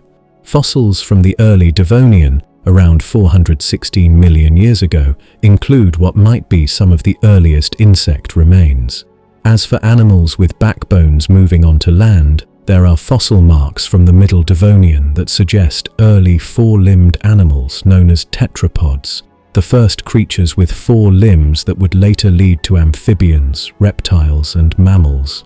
However, some scientists think these marks may have been made by fish digging for food rather than true land-walking animals. Most of the earliest Devonian land plants were small, had no real leaves, and spread by spores or simple growth. For example, plants like Drepanophycus grew in this way. One of the earliest known plants, Cooksonia, was only a few centimeters tall and had simple branching stems with spore cases at their tips. An important turning point happened during the Middle Devonian when plants with woody tissue appeared. Fossils of a plant called Armorica phyton chatopanense, dated to about 400 million years ago, show the earliest clear proof of wood. Soon after, real trees began to grow, including early types of lycopods, as well as other tall plants like Cladoxylopsids and Archaeopteris, which belong to a group known as progymnosperms. These plants had true leaves and roots, and because of a strong substance called lignin in their tissues, they could grow tall and resist disease and plant-eating animals. Some of the world's first true forests appeared during the Eifelian age, made up mostly of these Cladoxylopsid trees. By the end of the Devonian, plants that produced seeds had begun to develop. The fast growth and spread of many types of plants during this time is often called the Devonian explosion or the Silurian-Devonian land revolution. All this plant growth had another strong effect. It removed carbon dioxide from the air. This helped cool the global climate, but it may also have helped cause a major extinction event, as the environment began to change too quickly for many species to survive. as plants with stems, leaves and roots became more advanced and began to cover the land in the late Devonian period. A group of ancient creatures known as arthropods evolved alongside them. These animals, including early ancestors of insects, spiders and crustaceans, slowly adapted to living on land, finding shelter, food and places to survive in this new world of growing forests and thick plant life. During this time, something remarkable began. Insects and seed-producing plants started forming close connections. This early partnership between insects and plants would later shape the ecosystems we know today, where bees pollinate flowers and plants depend on animals to spread their seeds. It all started in the late Devonian, a time when life on land was just beginning to settle into balance. As plant life spread and roots pushed deep into the ground, soils formed, causing major changes in how wind and water shaped the land. Erosion and the way sediments were laid down in rivers and oceans changed. With the land becoming more stable and filled with plants and crawling animals, vertebrates, the first animals with backbones, began to try living on land. By the end of the Devonian period, arthropods were already fully established in land environments. But even as life was flourishing on land and in the seas, Earth was moving toward one of the greatest extinction crises in its history. The late Devonian extinction was not a single event. Instead, it was a series of powerful extinction waves that happened over millions of years. These took place at three main times: at the boundary between the Gevetian and Frasnian stages, then between the Frasnian and Furmenian stages, and finally near the shift from the Devonian to the Carboniferous period. Altogether, these extinction events are counted as one of the Big Five mass extinctions in Earth's long history. The crisis mainly struck life in the oceans, especially creatures that lived in warm, shallow waters. Species living in cooler waters were less harmed. One of the groups that suffered the most were the reef builders, which had created the huge and beautiful reef systems of the Devonian seas. These ancient reefs, some of the largest ever seen on Earth, almost completely disappeared. Many other sea creatures also suffered greatly. Brachiopods, trilobites, ammonites, and acritarchs were all greatly reduced in number. Conodonts and bony fishes, two major groups of early vertebrates, lost about 96% of their species. Even more devastating, all the ostracoderms, jawless armored fish, and placoderms, heavily armored jawed fish, vanished completely from the world's oceans. Surprisingly, life on land was not affected as badly. Plants and freshwater animals, including the ancient four-legged ancestors of amphibians and reptiles, called tetrapods, managed to survive the disaster. However, some scientists believe that early tetrapods may also have nearly died out, although the evidence is still discussed and not fully agreed upon. The real cause of the late Devonian extinction is still one of science's great mysteries. Many ideas have been suggested, but none have been proven. One idea, proposed by Canadian fossil expert Digby McLaren in the year 1969, says that the extinctions were caused by an asteroid striking Earth. There is proof that space rocks did hit Earth during the late Devonian, such as the Alamo impact, but there is no clear evidence of a crater large enough from that time to explain such massive destruction. The Carboniferous period was a major chapter in Earth's long history. It was part of the Paleozoic era and lasted for about 60 million years, beginning around 358.86 million years ago at the end of the Devonian period and ending roughly 298.9 million years ago, marking the beginning of the Permian period. This period was the fifth of six major parts within the Paleozoic era, and also the fifth period in the wider timeline known as the Phanerozoic Eon. In North America, geologists often divide the Carboniferous into two smaller time sections, the Mississippian, earlier, and the Pennsylvanian, later. During the Carboniferous, life on land had become firmly established. Animals with backbones that had four limbs, called tetrapods, were doing very well. These creatures had developed from lobe-finned fish during the Devonian and, by the Carboniferous, had grown 5 fingers or toes on each limb, a feature known as being pentadactylous. Because amphibians were so common and spread widely during this time, the Carboniferous is often called the Age of Amphibians. One large group of amphibians called temnospondyls became the main animals on land. Even more important was the first appearance of amniotes, a new group of land animals that laid eggs on land. This group split into 2 main branches, synapsids, which would later develop into mammals, and sauropsids, the ancestors of today's reptiles and birds. At the same time, land-living arthropods such as arachnids, like giant scorpions and spider-like creatures, myriapods, such as the huge millipede-like Arthropleura, and especially insects, including the first flying ones, went through a rapid increase in new types and variety. Tall forests filled with giant ferns, seed ferns, and club mosses covered the land, growing in vast swampy areas. Over millions of years, the remains of these thick forests were buried and slowly changed into deep layers of coal, which is why this period is called the Carboniferous, a name that means coal-bearing. In the later part of the Carboniferous, the Earth experienced a time of cooling, and glaciers formed in parts of the southern half of the planet. Sea levels fell, and the continents slowly moved together to form a huge supercontinent called Pangaea. Near the end of the period, a small extinction event took place, known as the Carboniferous rainforest collapse.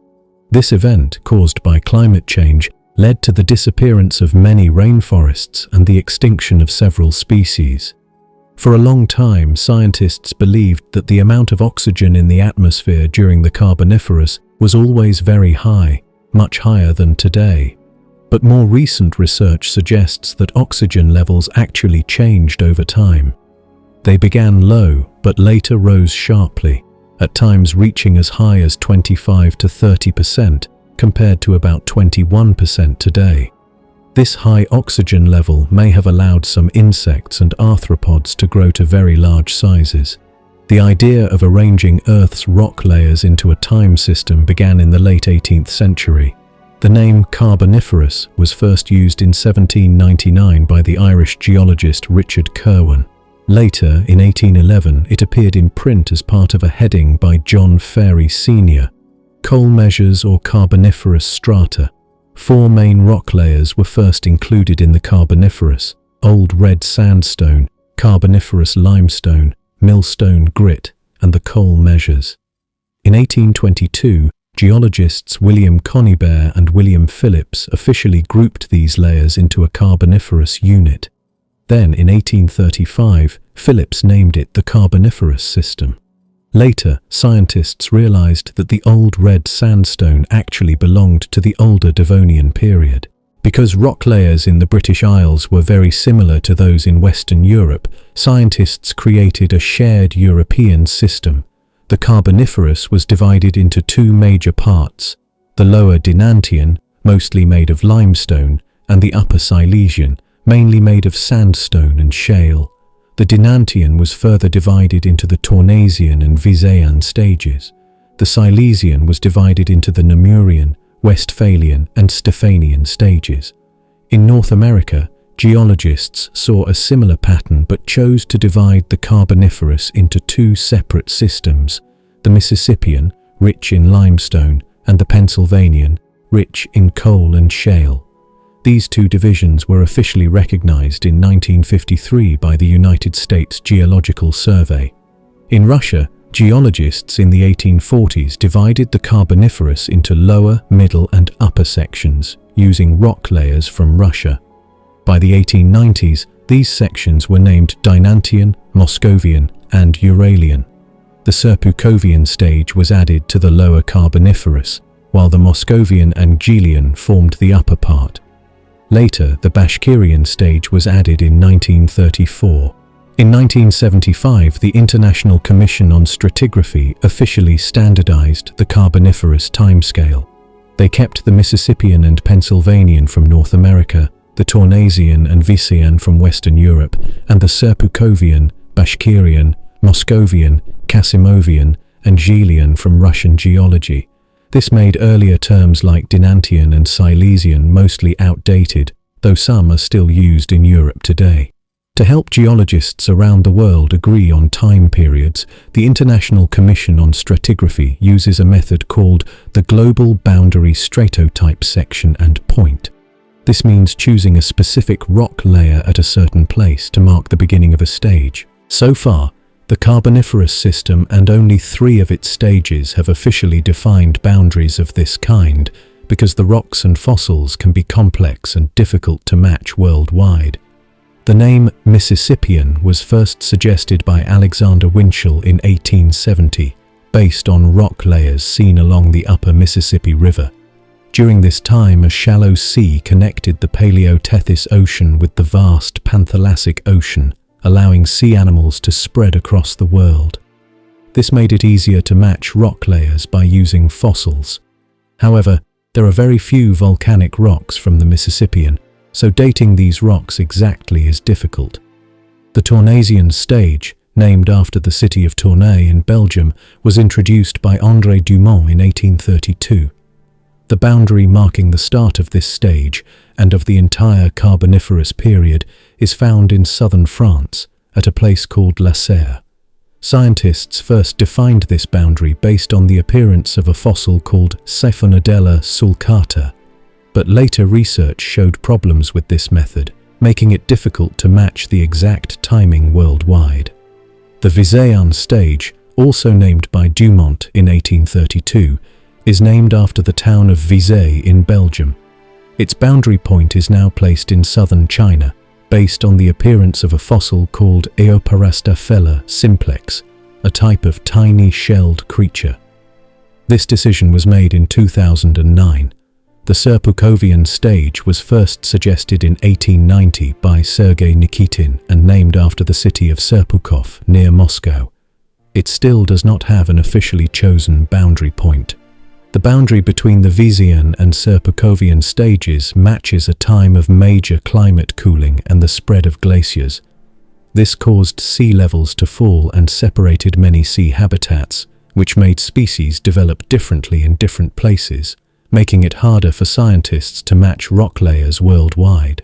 Researchers are still working in places like the Ural Mountains and southern China to find the best location for defining this boundary, possibly using the first appearance of a fossil called Lochriea ziegleri.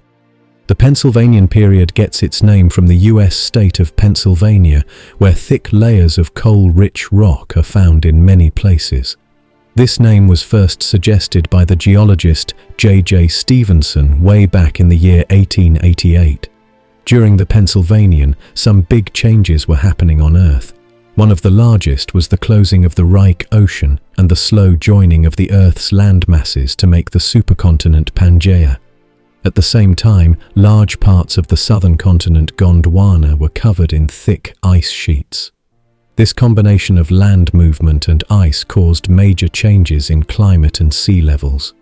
These changes affected where sea animals could live, making them live in smaller, more specific areas. Because of this, it became harder for scientists to compare rock layers, called biostratigraphic correlations, in different parts of the world. Luckily, putting Pangaea together also caused many volcanic eruptions. These volcanic layers can be dated more accurately using radiometric dating, which makes the Pennsylvanian easier to study than the earlier Mississippian period. The Bashkirian stage is the first stage of the Pennsylvanian period. It was suggested in the year 1934 by a Russian geologist named Sofia Semikhatova. She named it after Bashkiria, the old name for the region now called the Republic of Bashkortostan, located in the southern Ural Mountains of Russia. The official start of the Pennsylvanian and the Bashkirian is marked by the appearance of a tiny fossil called the Conodont Declinognathodus nodulaceus. This boundary is recorded at a place called Arrow Canyon in Nevada, United States, and was officially recognized in the year 1996. Back then, Arrow Canyon was part of a warm, shallow tropical sea stretching from Southern California to Alaska. The rock layers there show a repeating pattern called a cyclotham, made of alternating shallow marine limestones and sandstones, followed by mudstones and broken-up limestones, showing the rise and fall of ancient sea levels. The Moscovian stage is named after marine limestones and colorful clays found near Moscow, Russia. This stage was introduced in the year 1890 by geologist Sergei Nikitin. Unfortunately, this stage still doesn't have an officially defined starting point, or GSSP, Global Boundary Stratotype Section and Point. In the northern and eastern parts of Pangaea, a tiny single-celled fossil called Aljutovella aljutovica could mark the beginning of this stage. However, because it is only found in certain regions, it is not useful for worldwide comparisons. Other possible markers include the appearance of conodonts like Declinognathodus donetzianus or Idiognathoides postsulcatus. Sites in the Ural Mountains and in Nashui, in Guizhou Province, southwestern China, are being considered as candidates for defining this boundary. The Casimovian is the first stage of the Upper Pennsylvanian. It was named after the city of Kasimov in Russia and was originally part of Nikitin's Moscovian stage. Later, in the year 1926, A.P. Ivanov recognized it as a separate unit and gave it the name Tigoliferina horizon, based on a type of fossilized brachiopod. The start of the Casimovian happened during a time when global sea levels were unusually low, leaving gaps in rock layers from that time. This makes it hard to find fossil species useful for worldwide comparisons. Like the Moscovian, the Casimovian still does not have an officially chosen GSSP. Possible sites include the southern Ural Mountains, the southwestern United States, and Nashui in China. The Gzhelian is the last stage of the Pennsylvanian.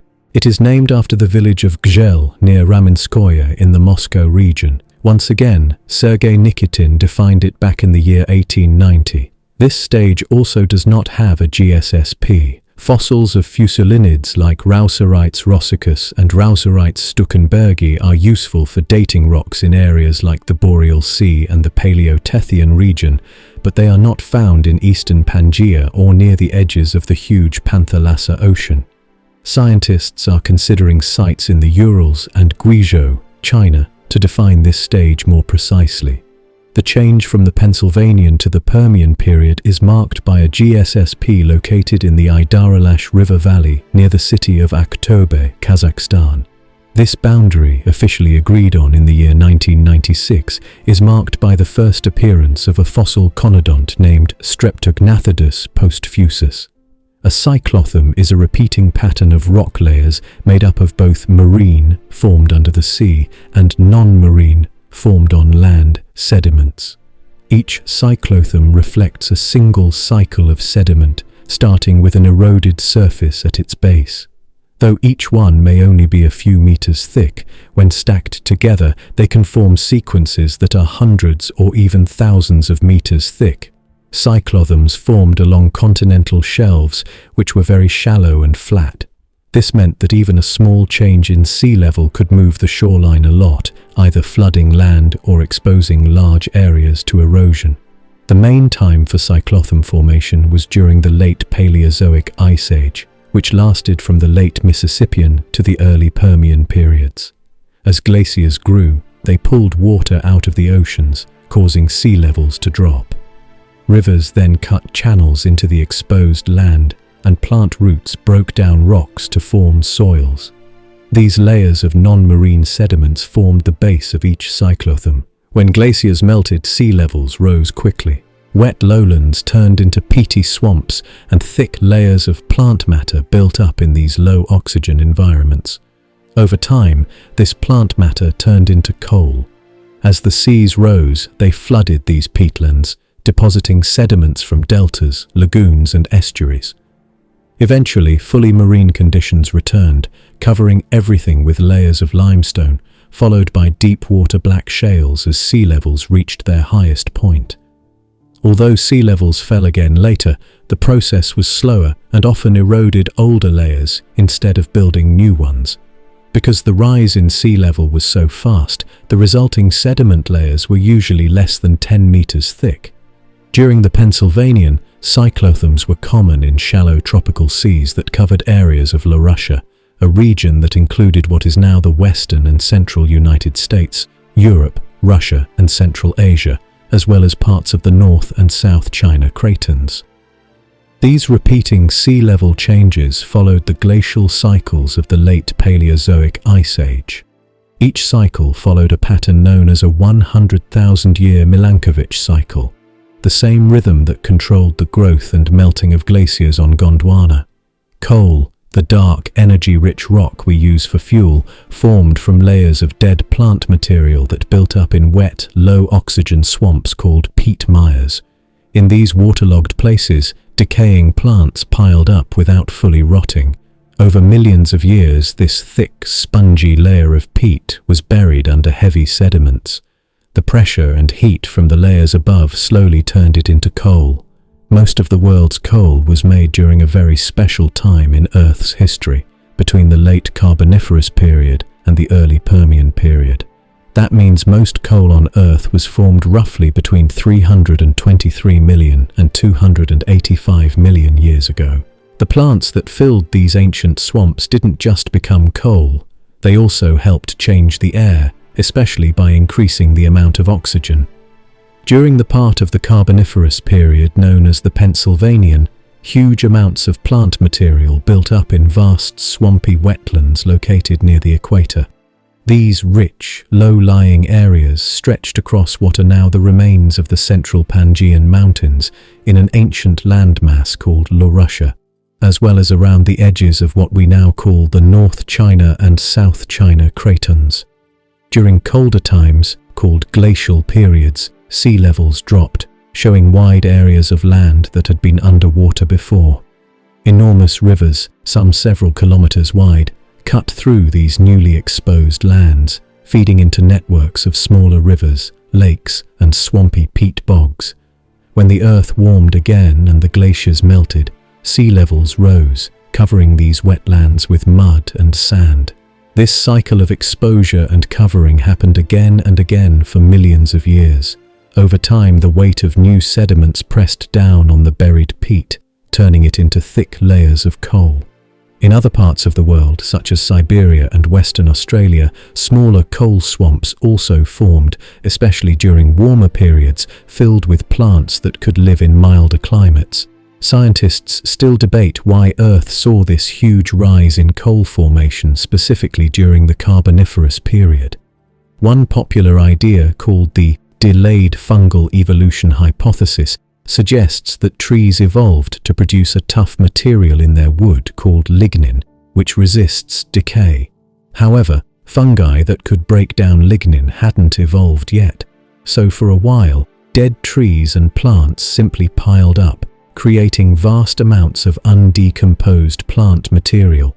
Genetic studies of certain fungi called Basidiomycetes, the group that includes mushrooms, suggest they didn't develop the tools needed to digest lignin until the Permian period, which came later. But this idea is still debated. Some evidence shows that even by the end of the Devonian period, fungi might have already started breaking down lignin, even if they weren't yet using the exact tools that modern fungi use. Another idea points to Earth's special geography and climate during the Carboniferous.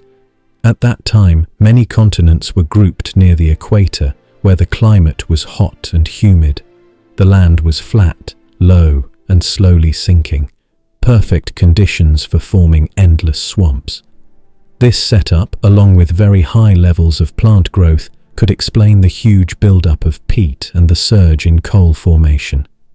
This whole period happened during a long stretch of Earth's history called the Late Paleozoic Ice Age, often shortened to LPIA. It was the longest and most intense ice age of the last 540 million years, starting in the late Devonian period, around 365 million years ago, and ending in the Permian, about 253 million years ago. Temperatures started to fall toward the end of the Devonian. A brief glacial episode happened during the Fermenian age, just before the boundary with the Carboniferous. This was followed by a short warm period called the Early Tournaisian warm interval. After that, more carbon was buried as organic matter, and oceans became low in oxygen, making the climate cooler. This triggered glaciation in Earth's southern polar regions. During a later warm phase, called the Visian warm interval, glaciers retreated far back, surviving only in high mountain areas such as the early Andes of Bolivia and Argentina and the ancient Pan-African mountains of Brazil and Africa. The main phase of the late Paleozoic Ice Age started around 335 million years ago and lasted until about 290 million years ago. As temperatures dropped and carbon dioxide levels in the air fell, sea levels dropped worldwide and huge glaciers started forming. These icy centers, up to 30 in number, spread across the ancient supercontinent Gondwana, reaching into parts of what are now eastern Australia, northwestern Argentina, southern Brazil, and southern Africa. Scientists think this big drop in carbon dioxide was caused by the rise of the central Pangaean mountains. As these mountains formed and wore down, rocks were weathered, pulling carbon dioxide from the air. The closing of a seaway between the Reich Ocean and the Tethys Ocean may have also helped cool the climate by changing ocean currents and how heat moved around the planet. Even during the Ice Age, there were still warmer periods. Warm intervals occurred during the Bashkirian, the late Moscovian, and from the late Casimovian to the middle Gzalian, when ice melted, glacial debris disappeared, and sea levels rose again. During the early Casimovian age, about 305 million years ago, Earth went through a sudden, intense glaciation lasting less than 1 million years. During this brief cold spell, carbon dioxide in the air dropped to just 180 parts per million, lower than today's levels. But this cold snap ended just as quickly, when carbon dioxide levels shot up to around 600 parts per million, warming the planet. This spike may have been caused by large volcanic eruptions or a slowdown in the burial of organic matter. The coldest part of the late Paleozoic Ice Age came around the boundary between the Carboniferous and Permian periods. Evidence of glaciers from this time has been found across South America, Africa, Antarctica, Australia, Tasmania, India, the Arabian Peninsula, and blocks of land called the Cimmerian terranes, showing that huge ice sheets once spread across the southern half of Earth. At the same time, carbon dioxide levels fell again, down to around 175 parts per million, and stayed below 400 parts per million for the next 10 million years, mostly because erosion of volcanic rock removed carbon dioxide from the air. To find out what the atmosphere was like back then, scientists use several different methods. Some, like trapped gas bubbles in ancient salt crystals called halite, give snapshots in time. Others, like charcoal from ancient wildfires or the presence of certain minerals like pyrite, show broader patterns. Charcoal became more common in the fossil record starting in the late Devonian, which suggests that oxygen levels in the air were rising. Many scientists think oxygen was above 21% for most of the Carboniferous. Gas bubbles trapped in halite crystals from 337 to 335 million years ago suggest oxygen might have been around 15% during the Visian, though this is uncertain. Pyrite records show that oxygen started around 15% in the early Carboniferous, climbed above 25% during the Pennsylvanian, and then fell below 20% by the end. Though the exact numbers vary, all studies agree that oxygen levels in the Carboniferous rose from around 15 to 20% at the beginning to peaks of 25 to 30% later. These changes weren't steady. They went up and down with the shifting climate. Some researchers think these high oxygen levels helped support the giant insects and other large creatures that lived during the Carboniferous, but this idea is still being studied and debated today. As the Earth's climate changed during the Carboniferous, these changes were reflected in how sediments were laid down across different regions. In the early part of this time, during the early to middle Mississippian, roughly from 359 to around 323 million years ago, the oceans were fairly warm. In these warm, shallow seas, large amounts of carbonate materials like limestone were produced. These carbonates spread widely, covering the gentle continental slopes of what are now known as Laurussia, a landmass that included parts of North America and Europe, as well as the ancient continents of North and South China. The geological setup at this time resembled what scientists call a carbonate ramp, a gently sloping underwater area where sediments slowly built up layer by layer.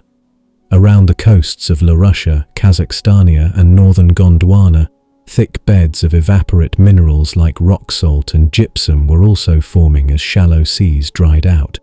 But as time passed and the climate cooled, starting in the late Vician Age, around 330 million years ago, these carbonate-producing processes became limited. They could no longer happen in deep waters and were now restricted to shallower depths, usually less than 10 meters. This led to the development of broad, flat carbonate platforms with steep edges, similar to the underwater cliffs found in today's seas. By the time of the Moscovian Age, starting around 315 million years ago, Earth's ice sheets were growing and shrinking in cycles. These glacial cycles led to special types of sediment layers called cyclothems. These cyclothems were made of alternating layers of carbonate and siliciclastic sediments, materials like sand and silt, and were laid down across continental shelves and platforms as sea levels rose and fell repeatedly.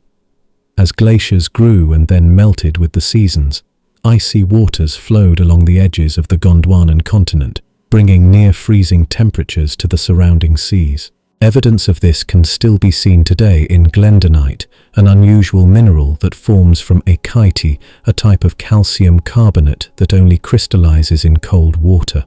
These glendanites are found in fine-grained marine sediments, showing the chilly conditions at the time. The movement of glaciers across Gondwana and the rising central Pangaean mountains ground up rocks and produced huge amounts of fine silt-like sediment. Winds carried these tiny particles across the equator, creating wide blankets of loess, dusty, fertile soil that once covered large areas of what would become central Pangaea. This period of strong glaciation, called the Late Paleozoic Ice Age or LPIA, was first seen as a crisis for marine life. Many species disappeared, and for a time, overall biodiversity was low.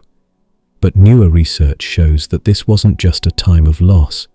The sudden and extreme shifts in climate and environment actually encouraged rapid evolution and the appearance of many new marine species, a phenomenon scientists call an adaptive radiation. The constantly changing climate also reshaped the huge tropical forests of Laurasia many times. Sometimes they were swampy wetlands, and at other times they became dry, seasonal forests. During the cold period known as the Casimovian, which began around 307 million years ago, many of the tall, tree-like lycopods and other wetland plants decreased or disappeared. This drop in the variety of life is closely linked to a sharp fall in carbon dioxide in the air, which went below 400 parts per million. While some have called this event the Carboniferous rainforest collapse, it was not the total end of rainforests. Instead, one type of rainforest was slowly replaced by another. As the Carboniferous period changed into the Permian, around 299 million years ago, conditions became even drier, especially in regions near the equator. The carbon dioxide levels dropped even more, and new types of forests grew. These forests could survive in areas that were dry part of the year. Around this time, four-legged animals called tetrapods also developed new features that helped them live on land, and many new land-adapted reptiles, called amniotes, began to live and spread widely. The land plants of the early Carboniferous period, some of which have been kept in lumps of coal called coal balls, were quite similar to those from the late Devonian period before them, but new groups of plants also appeared. Among the main plant groups of the time were the equisitales, giant relatives of modern horsetails, sphenophyllales, climbing plants, lycopodiales, club mosses, lepidodendrales, scale trees, filicales, ferns, medulosales, often called seed ferns, and corditales, an early group related to conifers. These plants continued to dominate the Carboniferous landscape. Later in the period, more plant groups appeared, including the Cicadophyta, cycads, Callistophytales, another group of seed ferns, and the Voltziales, early conifers. Some lycophytes from the Carboniferous, especially those in the Lepidodendrales group, were very different from the small club mosses we see today. These were giant trees, some reaching heights of 30 meters and with trunks up to 1.5 meters wide. They included plants like Lepidodendron, Anabathra, Lepidophlorios, and Sigillaria. Their roots, known by the fossil name Stigmaria, formed thick underground networks. Unlike modern trees, their strength came from a thick outer layer called the cortex, instead of the inner wood, xylem. Another ancient group, the Cladoxylopsids, were very tall plants that eventually gave rise to true ferns. Many fern leaves from the Carboniferous look so much like living ferns today that it is hard to tell them apart. Some of these ancient ferns may have even lived on other trees. Fossils include many types of ferns and seed ferns like Pecopteris, Neuropteris, Alethopteris, and Sphenopteris, as well as tree ferns such as Megaphyton and Caulopteris. The Equisetales also included the huge calamites, which had hollow, jointed stems that could reach up to 20 meters in height and 30 to 60 centimeters thick. Another climbing plant, Sphenophyllum, had rings of narrow leaves and was probably related to both calamites and lycopods. The tall chordates, with long strap-like leaves, grew between 6 and over 30 meters high and are thought to be early relatives of cycads and conifers. They bore seed-like structures called cardiocarpus and probably lived in swampy areas. True conifers like Walchia, part of the Voltziales group, appeared later in the Carboniferous and preferred drier, higher ground. Underwater, life was also thriving. Marine animals without backbones were varied and included foraminifera, corals, bryozoans, ostracods, brachiopods, ammonoids, hederelloids, microconchids, and crinoids. Brachiopods and fusulinid foraminifera became especially common from the Visean onward, although some groups like cephalopods and conodonts began to decrease.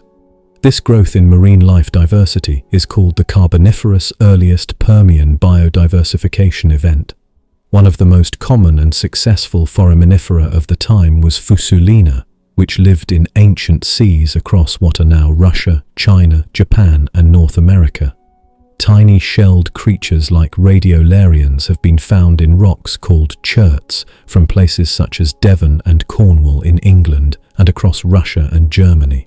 Sponges were also common, including groups like Cotyliscus, Gerticoelia, Chiotetes, and the colonial glass sponge Titus velia. Coral reefs kept growing, filled with many species such as Caninia, Neozophrentis, and Michelinia. Fan-like phenestellid bryozoans were very common, including the screw-shaped Archimedes, and types like Phenestella and Polypora. Brachiopods also did well, some growing as large as 30 centimeters wide, like the giant Gigantoproductus, while others like Chonetes were smaller and simpler. Other groups such as Atheridids, Spiripherids, Rhynchonellids, and Terebratulids were common too. Some brachiopods without hinges, like Dicina and Crania, also lived widely. Worm-like annelids, such as serpulites, appear in many fossil layers, while mollusks kept growing in number and variety. Bivalves like Aviculopecten, Poseidonomia, and Carbonicola were common, as were gastropods like Murchisonia, Euomphalus, and Naticopsis. Nautiloid cephalopods became rarer, but tightly coiled nautilids and goniatite ammonoids like Enigmatocarus were still widespread. Trilobites, once common, had become rare and were now represented only by a group called proetids. Tiny ostracods, a type of crustacean, were still common, including Bairdia, Coriolanina, and Holinella. Crinoids, often called sea lilies, were especially many. Some formed dense underwater meadows, and when they died, their remains made thick layers of limestone. Common types included Chiathocrinus, Woodocrinus, and Actinocrinus. Sea urchins like Archaeosideros and Palaeoechinus also lived then. Blastoids, which looked like crinoids and had long stalks that attached them to the seafloor, reached their peak in this period. These included families like Pentrinitidae and Codasteridae, showing how rich and strange the Carboniferous underwater world really was. During the Carboniferous period, an age that lasted tens of millions of years, life in both water and on land was very rich and varied. Freshwater habitats were full of invertebrates. Some of the most common freshwater and slightly salty water animals were bivalve mollusks like Anthraconaea, Naiadites, and Carbonicola, which had hard shells and lived in rivers and swamps. There were also many kinds of crustaceans, animals with hard shells and jointed legs, including Candona, Carbonita, Darwinula, Estheria, Acanthocaris, Dithyrocaris, and Anthropalaemon. Another fascinating group were the Eurypterids, also called sea scorpions. These were among the largest arthropods ever to live. Some, like Adelophthalmus megarachne, once thought to be a giant spider, and the huge Hibbertopterus, lived in shallow waters and may have even gone onto land for short times. They were probably amphibious.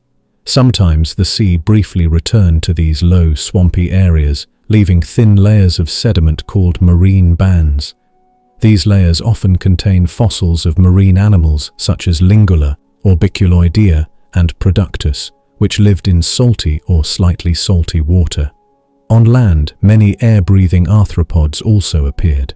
Fossils of insects, centipede-like myriapods, and spiders have been found in Carboniferous rocks. These fossils show that arthropods were not only present, but already very developed and varied. Some grew to huge sizes.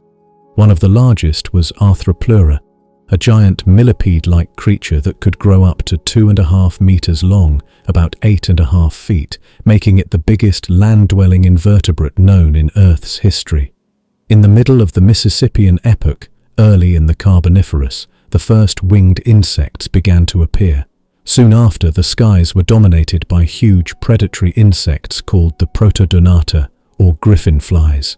Among them was Meganeura, which looked like an enormous dragonfly with a wingspan of about 75 centimeters, or about 30 inches, the largest flying insect ever known.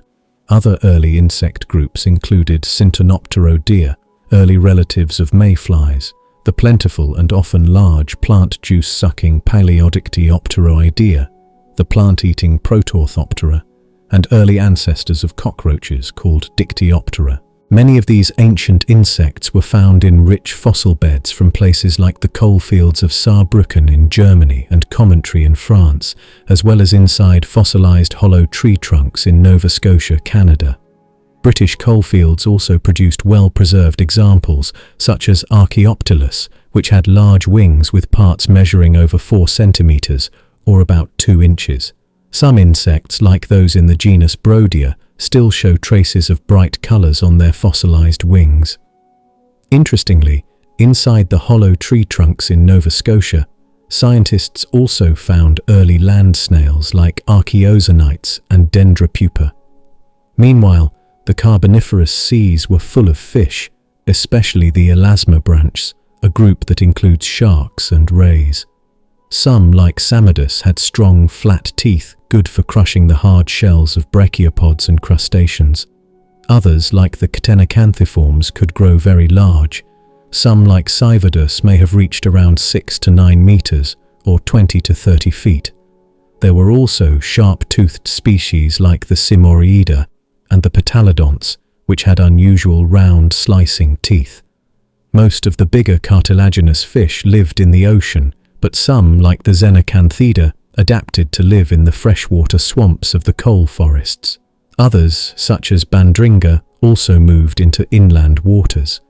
Among the bony fish, a group called the Palaeoniciformes often lived near the coast but also travelled up rivers. Another group, the Sarcopterygians, or lobe-finned fish, included the Rhizodonts, which could grow very large and were probably top predators. Most of what we know about Carboniferous marine fish comes from fossilized teeth, fin spines, and bits of skin armor. Smaller freshwater fish, on the other hand, are sometimes preserved whole. These include species like Chitinodus, Euronymous, Acanthides, Chirodus, and Gyrocanthus. Around this time, the class of fish called chondrichthyes, cartilaginous fish, went through a major burst of evolution, especially a subgroup called the holocephalans, relatives of modern-day chimeras. This sudden evolutionary growth probably happened because, after the extinction of armored placoderms at the end of the Devonian, many ecological spaces were left empty, allowing new types of fish to evolve and take those roles. One of the strangest holocephalans was Stethocanthus, a shark-like fish with a weird, flat, brush-shaped dorsal fin covered in tiny, tooth-like scales. It is thought that this unusual fin might have been used for mating displays. Another strange group was the Eugeneodonts, which developed unique circular tooth whorls in their jaws instead of regular rows of teeth. Among them was the Helicoprionidae, a family of early Eugeneodonts that appeared in the early Carboniferous and became famous for their spiral lower jaws. Even more unusual were the Iniopterygiforms, a group of holocephalans that looked a bit like modern flying fish. They had very large pectoral fins for gliding through the water, big eyes, club-shaped tails, and sharp spines on their fin tips. On land, amphibians were becoming more common and varied by the middle of the Carboniferous. In fact, they were far more numerous and different than the amphibians we see today. Some of these ancient creatures grew as long as 6 meters. The more advanced land-dwelling amphibians developed scaly skin, which helped them keep moisture. Many early amphibians belonged to groups like the Labyrinthodontia, which had long bodies, bony heads, and fairly weak limbs. Some could grow over 2 meters long. Alongside them were smaller amphibians, often only about 15 centimeters long, belonging to a group called Lepospondyle. Some of these amphibians, like Loxoma, Eogorinus, and Proterogorinus, lived in rivers and were fully aquatic. Others, such as Ophiderpeton, Amphibimus, and Hyloplesian, likely lived both in water and on land. Still others, like Dendropeton, Tuditanus, and Anthracosaurus, may have spent most of their lives on land. However, by the end of the Carboniferous period, the huge tropical rainforests began to collapse, possibly due to a shift toward a cooler and drier climate. This change made life much harder for amphibians, who relied on wet environments to survive and reproduce. In contrast, the amniotes, a new group of vertebrates that included early reptiles and synapsids, began to thrive. These animals had important evolutionary advantages. They laid eggs with protective shells that could survive on dry land, and they had tough, scaly skin and claws that made it easier to live away from water. Among the earliest reptiles was Hylonomus, and the first known synapsid was Archaeopteris. These synapsids would later evolve into mammals and grew quickly in size and variety during the Permian period, although they would eventually lose dominance during the Mesozoic. Meanwhile, the reptiles, especially the sauropsids, stayed small for a while, but later rose to dominate the Earth during the age of the dinosaurs, taking over land, sea, and sky until their decline in the Cenozoic era. Toward the end of the Carboniferous, as the climate dried out, reptiles began to spread and diversify quickly.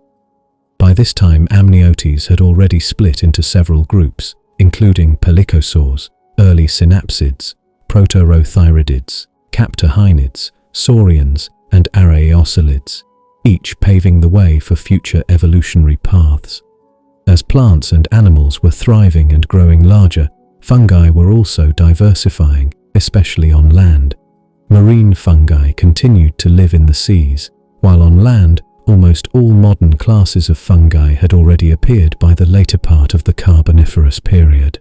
During the first 15 million years of the Carboniferous period, there are very few fossil records of life on land. Scientists have debated for a long time whether this gap in the fossil record happened because the conditions were not right to preserve land-living organisms, or if something dramatic really happened in nature.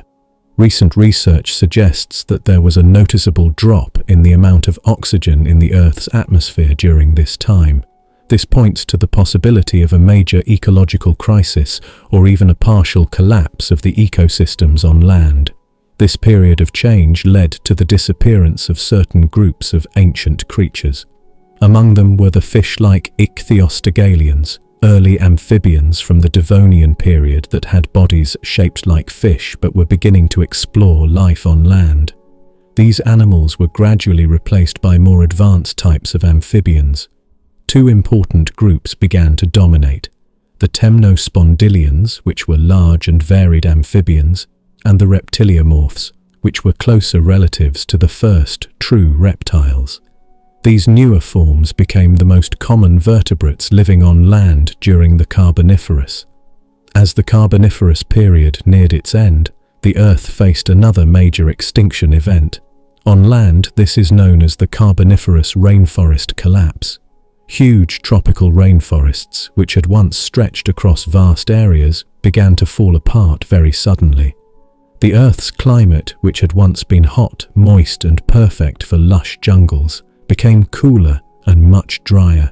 This dramatic shift is thought to have been caused by widespread glaciation, huge ice sheets forming, and a big drop in global sea levels. With the environment becoming drier, the rainforests could no longer survive. They broke into scattered patches, like green islands in a sea of dry land. The great forests of giant lycopsids, ancient club mosses and relatives that once towered over the land, were gradually replaced by simpler forests, mostly made up of tree ferns, with far less variety in plant life. This sudden climate change was especially hard on amphibians. These animals, which were the most common land vertebrates at the time, struggled to survive. Many species vanished, and the variety of amphibians shrank greatly. However, reptiles began to thrive. They had evolved some key features that gave them an advantage in the drier, harsher world. Reptiles laid hard-shelled eggs, which did not dry out easily, and their scaly skin helped keep moisture in. These adaptations allowed reptiles to spread and flourish even as their amphibian relatives declined. The Permian period was an important chapter in Earth's ancient history.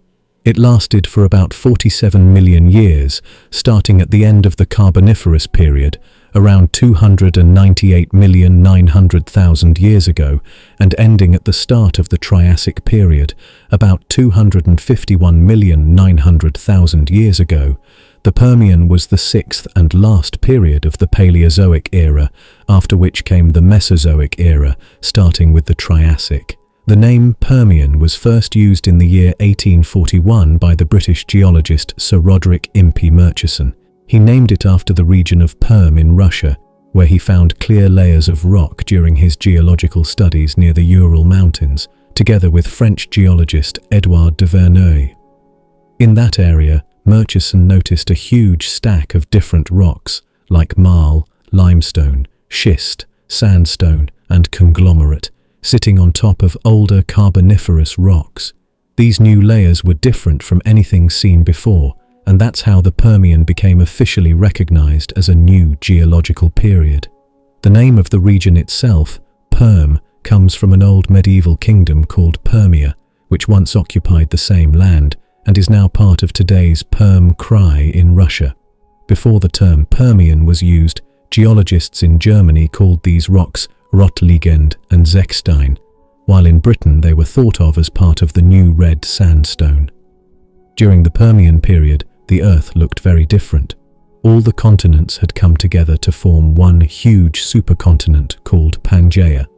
This enormous landmass was created when Euramerica and Gondwana collided during the Carboniferous.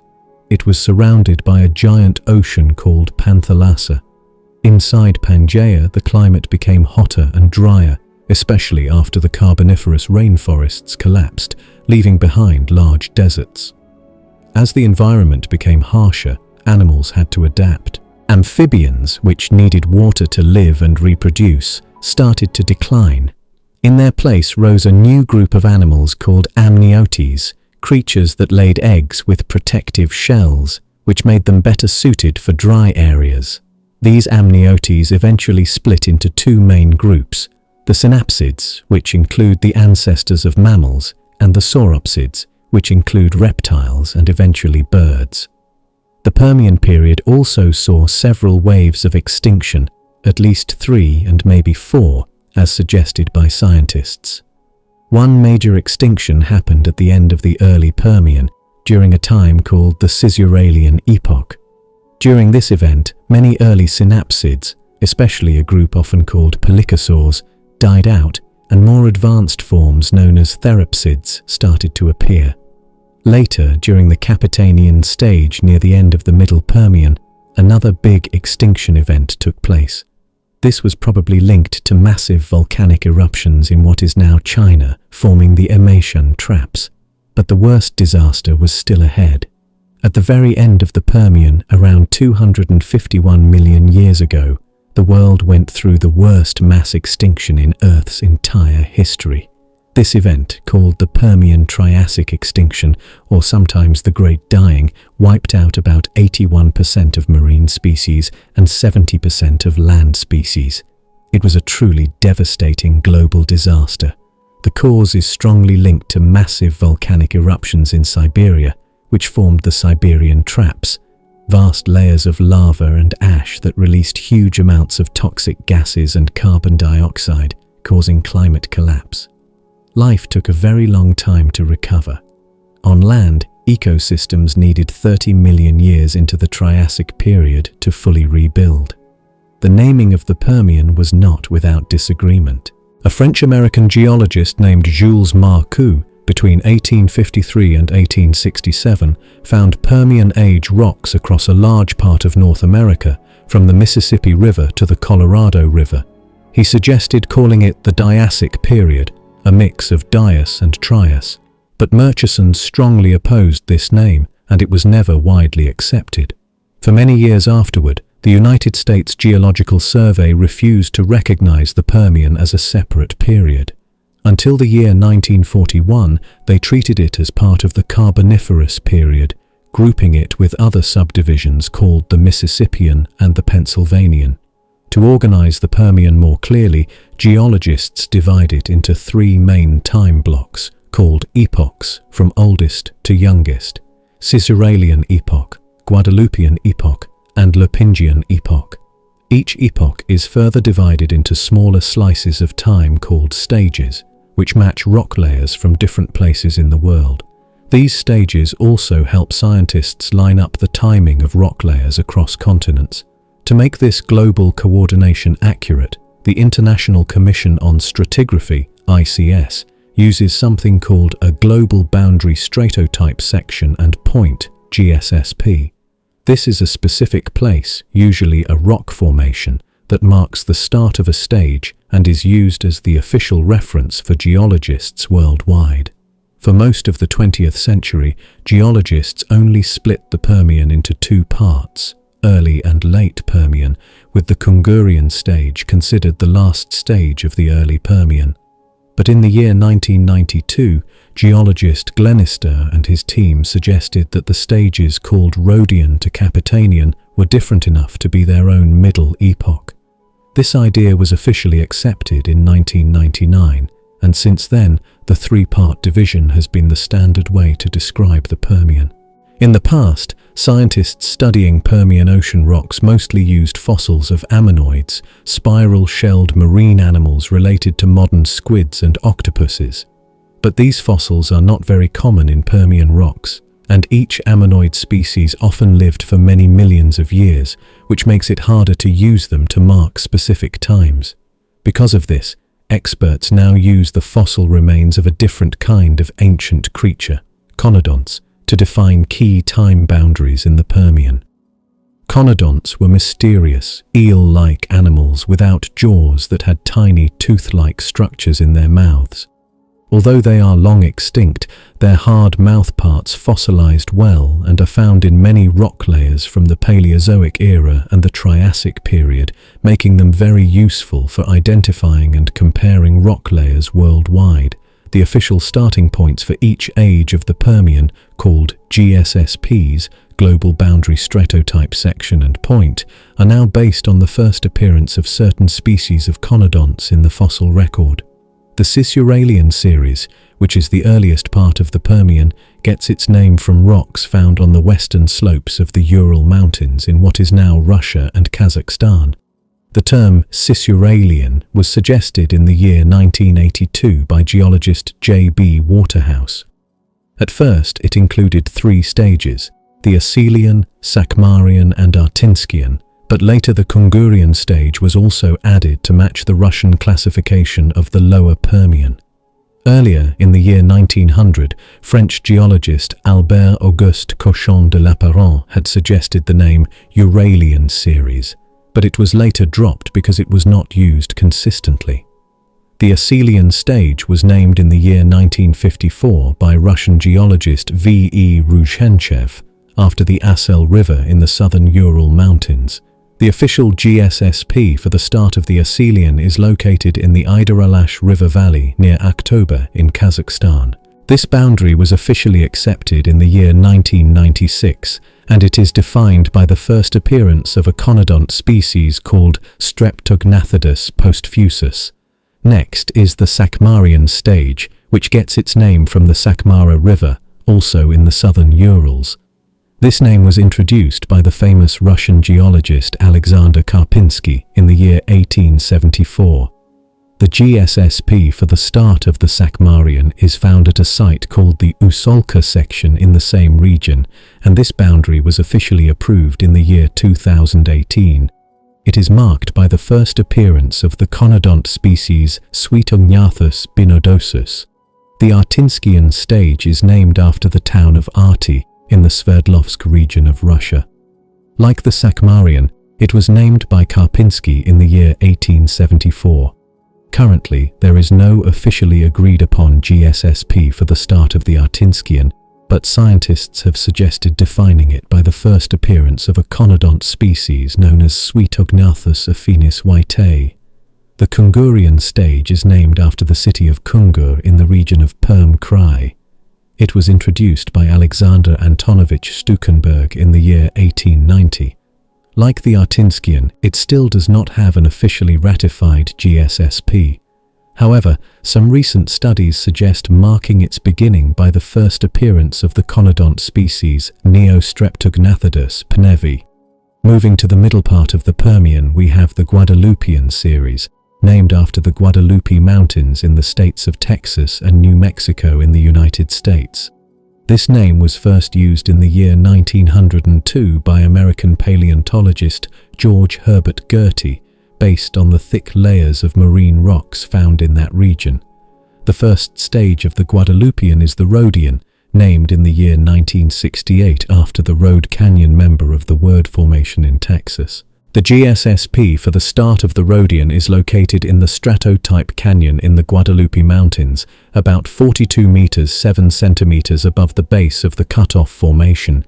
This GSSP was approved in the year 2001, and it is marked by the first appearance of the conodont species Gynogondolella nankingensis. The second stage is the Wordian, named after the Word Formation. It was first used in a formal way in 1961 by geologists Glenister and Furnish, though the original name was created earlier in 1916 by Johann August Uden. The GSSP for the Wordian is located in Guadalupe Pass, Texas, in a rock layer called the Getaway Limestone member of the Cherry Canyon Formation. This GSSP was also officially accepted in 2001, and its base is marked by the first appearance of Gynogondolella acerata, another kind of conodont. The final stage of the Guadalupian is the Capitanian, named after the Capitan Reef in the Guadalupe Mountains. The name was first given by George Burr Richardson in 1904, and it was later formally used as a substage by Glenister and Furnish in 1961. The Capitanian was officially recognized as an international stage by the International Commission on Stratigraphy in 2001. Its GSSP is located at Nipple Hill in the southeastern part of the Guadalupe Mountains. The start of the Capitanian is marked by the first appearance of the conodont species Gynogondolella postserrata. The term Lopingian was first introduced in 1923 by a geologist named Amadeus William Grabau, who called it the Loping series, after the town of Leping in Jiangxi province, China. At first, it was used just to describe a certain type of rock layer, what scientists call a lithostratigraphic unit. But in 1932, another Chinese geologist, T.K. Huang, expanded its use. He raised the Lopingian to a more formal level in geology, calling it a series that included all the layers of rock from the Permian period in South China that lay above a limestone formation called the Maoku limestone. Many years later, in 1995, the Subcommission on Permian Stratigraphy, which is part of the International Commission on Stratigraphy, officially voted to recognize the Lopingian as a global standard in geological time, what is known as a chronostratigraphic unit. Within the Lopingian series, there are two main stages, the Wuqiapinggian and the Changxinggian. These names were first suggested in 1962 by the geologist J.Z. Sheng. He introduced them as part of the Wuqiaping Formation and Changxing Formation, both located in the Lopingian rock layers. The official boundary marking the beginning of the Wuqiapinggian stage was set in 2004. It is based on a location called Penglaitan in Guangxi, China. This boundary is marked by the very first appearance of a tiny, tooth-like fossil from an extinct eel-like creature called Clarkina postbitteri, which belonged to a mysterious group of jawless animals called conodonts. The Changxinggian stage, on the other hand, got its name from the Changxing limestone, a rock layer first described by Grabau back in 1923. This limestone takes its name from Changxing County in Zhejiang province. The boundary that marks the beginning of the Changxinggian is located about 88 centimeters above the bottom of the Changxing limestone, in a place called Meishan Section D in Zhejiang. This boundary was officially accepted in 2005 and is marked by the first appearance of another conodont species called Clarkina wangi. To mark the change from the Permian period to the Triassic period, scientists chose a point at the bottom of a rock layer called Bed 27C, also in the Meishan D section. This point was accepted as the official boundary in 2001 and is marked by the first appearance of yet another conodont fossil called Hindeodus parvus. In Russia, the traditional geological timescale includes a stage called the Tatarian, which covers the entire Lopingian period as well as the earlier Capitanian and part of the Wordian stages. The stage below that, called the Kazanian, includes the rest of the Wordian and the even earlier Rhodian stage. Meanwhile, in North America, geologists divide the Permian into different stages. The earliest is the Wolfcampian, which itself includes two smaller stages, the Nelian and the Lennoxian. Then comes the Leonardian, which includes the Hessian and Cathedralian stages. After that is the Guadalupian, followed by the Ochoan, which roughly matches the Lopingian used in other parts of the world. In New Zealand, geologists have made their own timescale for the Permian period. They divide it into three major epochs: the pre-Telfordian epoch, which is not divided further and roughly matches the Aselian, Sakmarian, and Artinskian stages; the D'Urville epoch, which is divided into the Makarewan, Waitian, and Puruhawan stages. This epoch roughly equals the Kongurian stage and the Guadalupian epoch, and the Aparima epoch, which includes the Fletian, Barretian, Mangapirian, and Telfordian stages. This period matches closely with the Lopingian epoch. During the Permian period, all of Earth's major land masses had joined together to form a single giant supercontinent called Pangaea. To the east of Pangaea were smaller continental fragments called the Cathasia terranes. This huge landmass stretched from near the equator all the way toward the poles, strongly affecting global climate and ocean currents. Surrounding this supercontinent was a huge ocean called Panthalassa, meaning universal sea, and a smaller ocean called the Paleotethys, located between Asia and the southern landmass called Gondwana. During this time, a smaller continent named Cimmeria broke away from Gondwana and began drifting north toward Laurasia, shrinking the Paleotethys Ocean. Meanwhile, a new ocean called the Neotethys was starting to form in the south. This Neotethys Ocean would later become a major ocean during the Mesozoic era. As the massive Panthalassa Ocean pushed beneath the southeastern edge of South China, a volcanic chain called a magmatic arc began to form. This arc stretched all the way to the island of Hainan. The central Pangaean Mountains had started forming back in the Carboniferous period, when the continents of Laurasia and Gondwana collided. These mountains reached their tallest height during the early part of the Permian, around 295 million years ago, and were thought to be as high as the modern Himalayas. However, over time, they were worn down by erosion. Elsewhere, a landmass called the Kazakhstania Block collided with Baltica during the early Permian, also called the Cisuralian Epoch. By the end of the Permian, several regions, including the North China Craton, the South China Block and Indochina, had all fused together and become part of Pangaea. In what is now northwestern Europe, a salty inland sea called the Zechstein Sea existed. This sea had extremely salty conditions and is called a hypersaline epicontinental sea. Because the interior of such a huge continent like Pangaea was far from the ocean, it experienced extreme temperatures, hot summers and freezing winters. These conditions also caused seasonal rain and dry periods, similar to modern monsoons. Deserts were widespread across Pangaea. These dry environments helped the rise of gymnosperms, a group of seed-bearing plants like conifers, cycads, and ginkgos, which can survive dry conditions better than plants like ferns, which need moisture to reproduce. In fact, the first modern-style trees appeared during this time. Some of the most important places in the world for Permian rocks are the Ural Mountains in Russia, where the name Permian comes from, regions of China, and the southwestern United States, especially Texas, where bright red rock layers called the Texas Red Beds are found. The Permian Basin, which stretches across Texas and New Mexico, is named for its deep layers of Permian rocks. It has some of the thickest Permian deposits on Earth. During the very beginning of the Permian, called the Aselian stage, sea levels dropped slightly.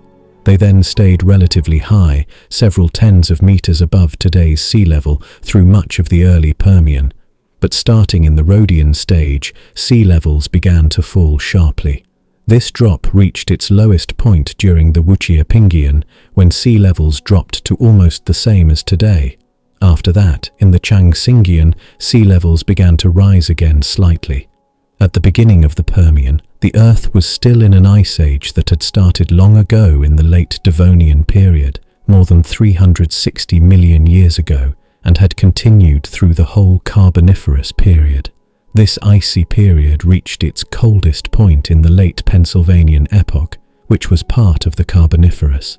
As the Permian began, the climate slowly started to change.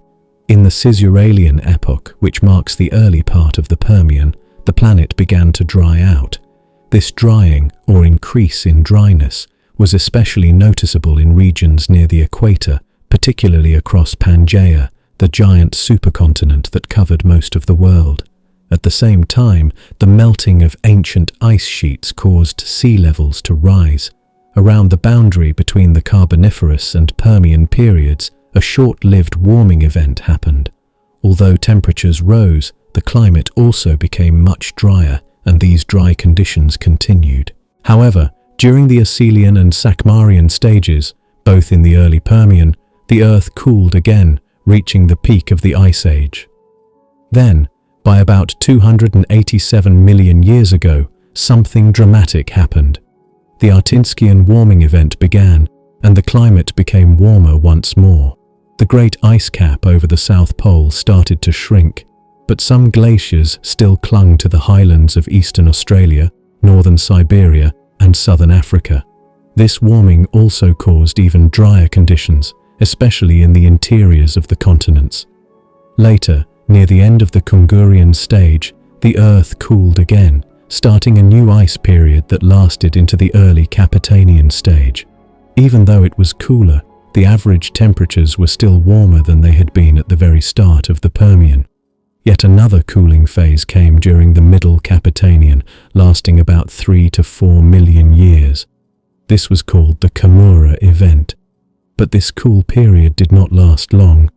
Around 260 million years ago, a huge volcanic eruption happened in what is now southwestern China, forming the Emeishan Traps.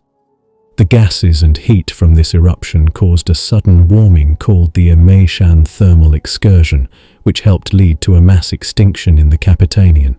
As the Wuchia-Pingjian stage, in the late Permian, began, the leftover volcanic rocks from the Emeishan Traps started reacting with carbon dioxide in the air, removing it from the atmosphere and causing global temperatures to drop again.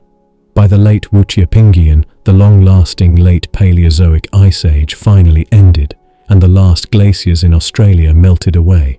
Then came the most dramatic climate event of all, the end of the Permian. At the boundary between the Permian and Triassic periods, a massive volcanic eruption took place in Siberia, creating the Siberian Traps. This eruption released more than 5 million billion tons of carbon dioxide into the air, more than twice the amount that had been there before. This sudden release of greenhouse gases caused a huge warming, shown by a sharp drop in oxygen isotopes in ancient rocks. The result was devastating. The Permian Triassic mass extinction, the largest extinction in Earth's history. Nearly all forms of life were affected, and the Earth entered an intense hothouse state that lasted for millions of years into the Triassic period. During the Permian, the climate was extremely seasonal. A special type of weather system, called a mega monsoon, formed because of Pangaea's huge landmass and its position on the planet.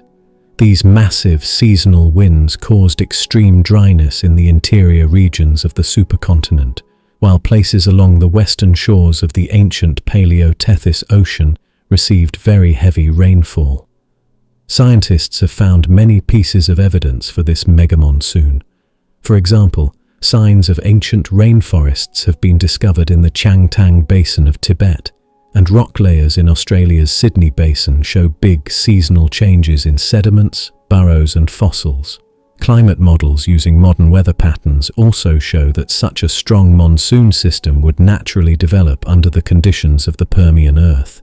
The increasing dryness near the equator, especially during the Cisuralian, was probably caused by the strengthening of this global monsoon. The oceans of the Permian were full of life.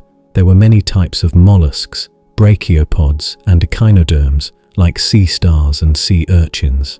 Brachiopods were especially common and varied, and one group called the Productida made up about half of all known brachiopod genera from this time. These animals even helped shape reef environments as ecosystem builders.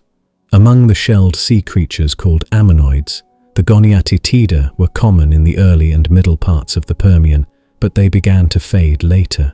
Another group, the Prolecanitida, were never very varied. A new group called the Ceratitida evolved from the Prolecanitida during the middle of the Permian and grew rapidly toward the end of the period.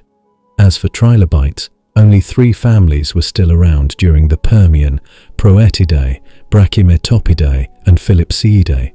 They did not evolve much early on, but they had one last burst of variety during the Kungurian to Wardian stages. By the final stage of the Permian, the Changxingian, only about 4 to 6 trilobite genera remained. Corals were also declining during the middle and late Permian. On land, the Permian had a wide variety of plants, fungi, arthropods, and 4-limbed vertebrates called tetrapods. Much of Pangaea was covered in huge dry deserts, especially in the northern hemisphere. The heat was so strong that many rocks formed during this time turned reddish from iron oxides as the sun baked the bare, plantless land. At the start of the Permian, plants still looked a lot like they had in the Carboniferous, but around the middle of the period, major changes began. Swamp-loving lycopod trees like Lepidodendron and Sigillaria started to disappear. In their place came more advanced seed ferns and the earliest conifers, especially in the dry inland areas. This change happened after the collapse of the Carboniferous rainforests.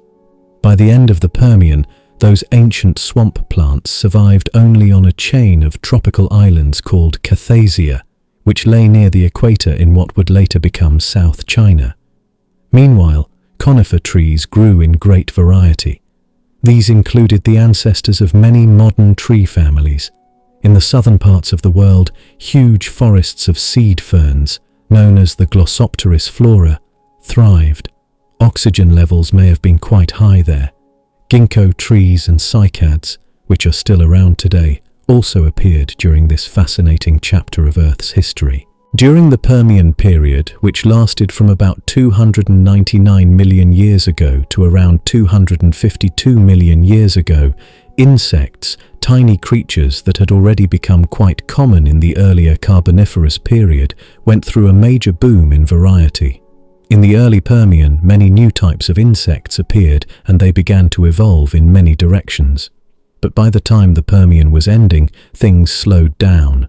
Both the speed at which new insects were evolving and the speed at which older ones disappeared dropped a lot. By the start of the Permian, something interesting was already happening, a kind of evolutionary arms race between insects and plants. Insects had started to feed on plants in more complex ways, and plants, in turn, were evolving defenses, features that helped protect their reproductive parts from insect damage. Fossils show signs of insect bites on ancient plant leaves, and we also find plants with tough outer layers and spikes to keep insects away. Among the most common insects at this time were early versions of groups called Paleoptera, Polyneoptera, and Paraneoptera. One major group that had dominated in the Carboniferous, the Paleodictyopteroidea, began to disappear. This was likely because they were facing strong competition from a new group called the Hemiptera, which had similar piercing, sucking mouthparts and lived in similar ways. Another ancient group, the Meganisoptera, which included the largest flying insects ever known, giant relatives of dragonflies, also started to decline during the Permian. At the same time, a very important group of insects called the Holometabula began to spread and form many different types. These are the insects that go through complete metamorphosis and include today's beetles, flies, butterflies, and bees. Another group called the Grilloblattidans, now extinct, reached their peak during the Permian period. In some places, they made up about 1/3 of all insect types. These unusual insects are thought to be distant relatives of modern ice crawlers. Scorpion flies, known as Mecopterans, first appeared in the early Permian and became quite varied by the late Permian. Some of them, like members of the Mesopsychidae family, had long tube-like mouth parts, which suggest they may have pollinated ancient seed plants called gymnosperms. The first beetles also appeared at the start of the Permian. These early beetles, such as those from the Permocupedidae family, likely ate rotting wood. Later, some beetle groups even adapted to live in water by the end of the Permian. By this time, members of modern beetle groups like Archostomata, Adephaga, and possibly even Polyphaga had already evolved, the last being the most varied beetle group alive today. When it comes to land fossils from the Permian, the record is somewhat patchy. Fossils from the early Permian mostly come from tropical areas in Europe and North America, but for the middle and late Permian, we rely mostly on rocks from cooler areas like South Africa's Karoo Basin and the Ural Mountains in Russia. In the early Permian, land animals in North America and Europe were mostly primitive mammal-like reptiles called synapsids, especially plant-eating Edaphosaurids and meat-eating Sphenocodontids. Alongside them lived diadectids, early reptile-like creatures, and many amphibians. Small insect-eating reptiles like the aclystorinids were also common at this time. The synapsids, which are the ancestors of mammals, became more successful and varied during the Cisuralian epoch, the early part of the Permian. One famous member of this group was Dimetrodon, a predator with a large sail on its back. Thanks to their special features, like better temperature control and more advanced teeth, synapsids thrived in the dry climates of the Permian and became the top land animals. However, around the time between the Cisuralian and the next epoch, the Guadalupian, things began to change. Amphibians declined, and the older types of synapsids, the pelycosaurs, were gradually replaced by more advanced ones called therapsids. This change wasn't sudden. It took about 20 million years from the Sakmarian stage to the end of the Kungurian. As predators and prey evolved, their interactions became more active and complicated. But due to gaps in the fossil record, especially during the transition from the Cisuralian to the Guadalupian, scientists struggle to figure out exactly how these changes happened. Some experts have identified a period called Olson's Gap, which may show a global shortage in fossil deposits. Others suggest that North American and Russian records overlap more than previously thought. And some propose there was even an extinction event during this time, what's been called Olson's extinction. In the Middle Permian, animal life in South Africa and Russia was dominated by therapsids, especially a varied group called the dinocephalians. These creatures went extinct at the end of the Middle Permian during the Capetanian mass extinction. In the late Permian, the land was ruled by more advanced therapsids, like the saber-toothed gorgonopsians, and the plant-eating dicynodonts with turtle-like beaks. Large parareptiles called pariasaurs also roamed the land. Another group of reptiles, the archosauromorphs, distant ancestors of crocodiles, dinosaurs, and flying pterosaurs, first appeared and began evolving in the late Permian. Archosauriforms, a subgroup of archosauromorphs, made their first appearance right at the very end of the Permian. Cynodonts, which are the direct ancestors of all mammals, also appeared and spread around the world in the late Permian.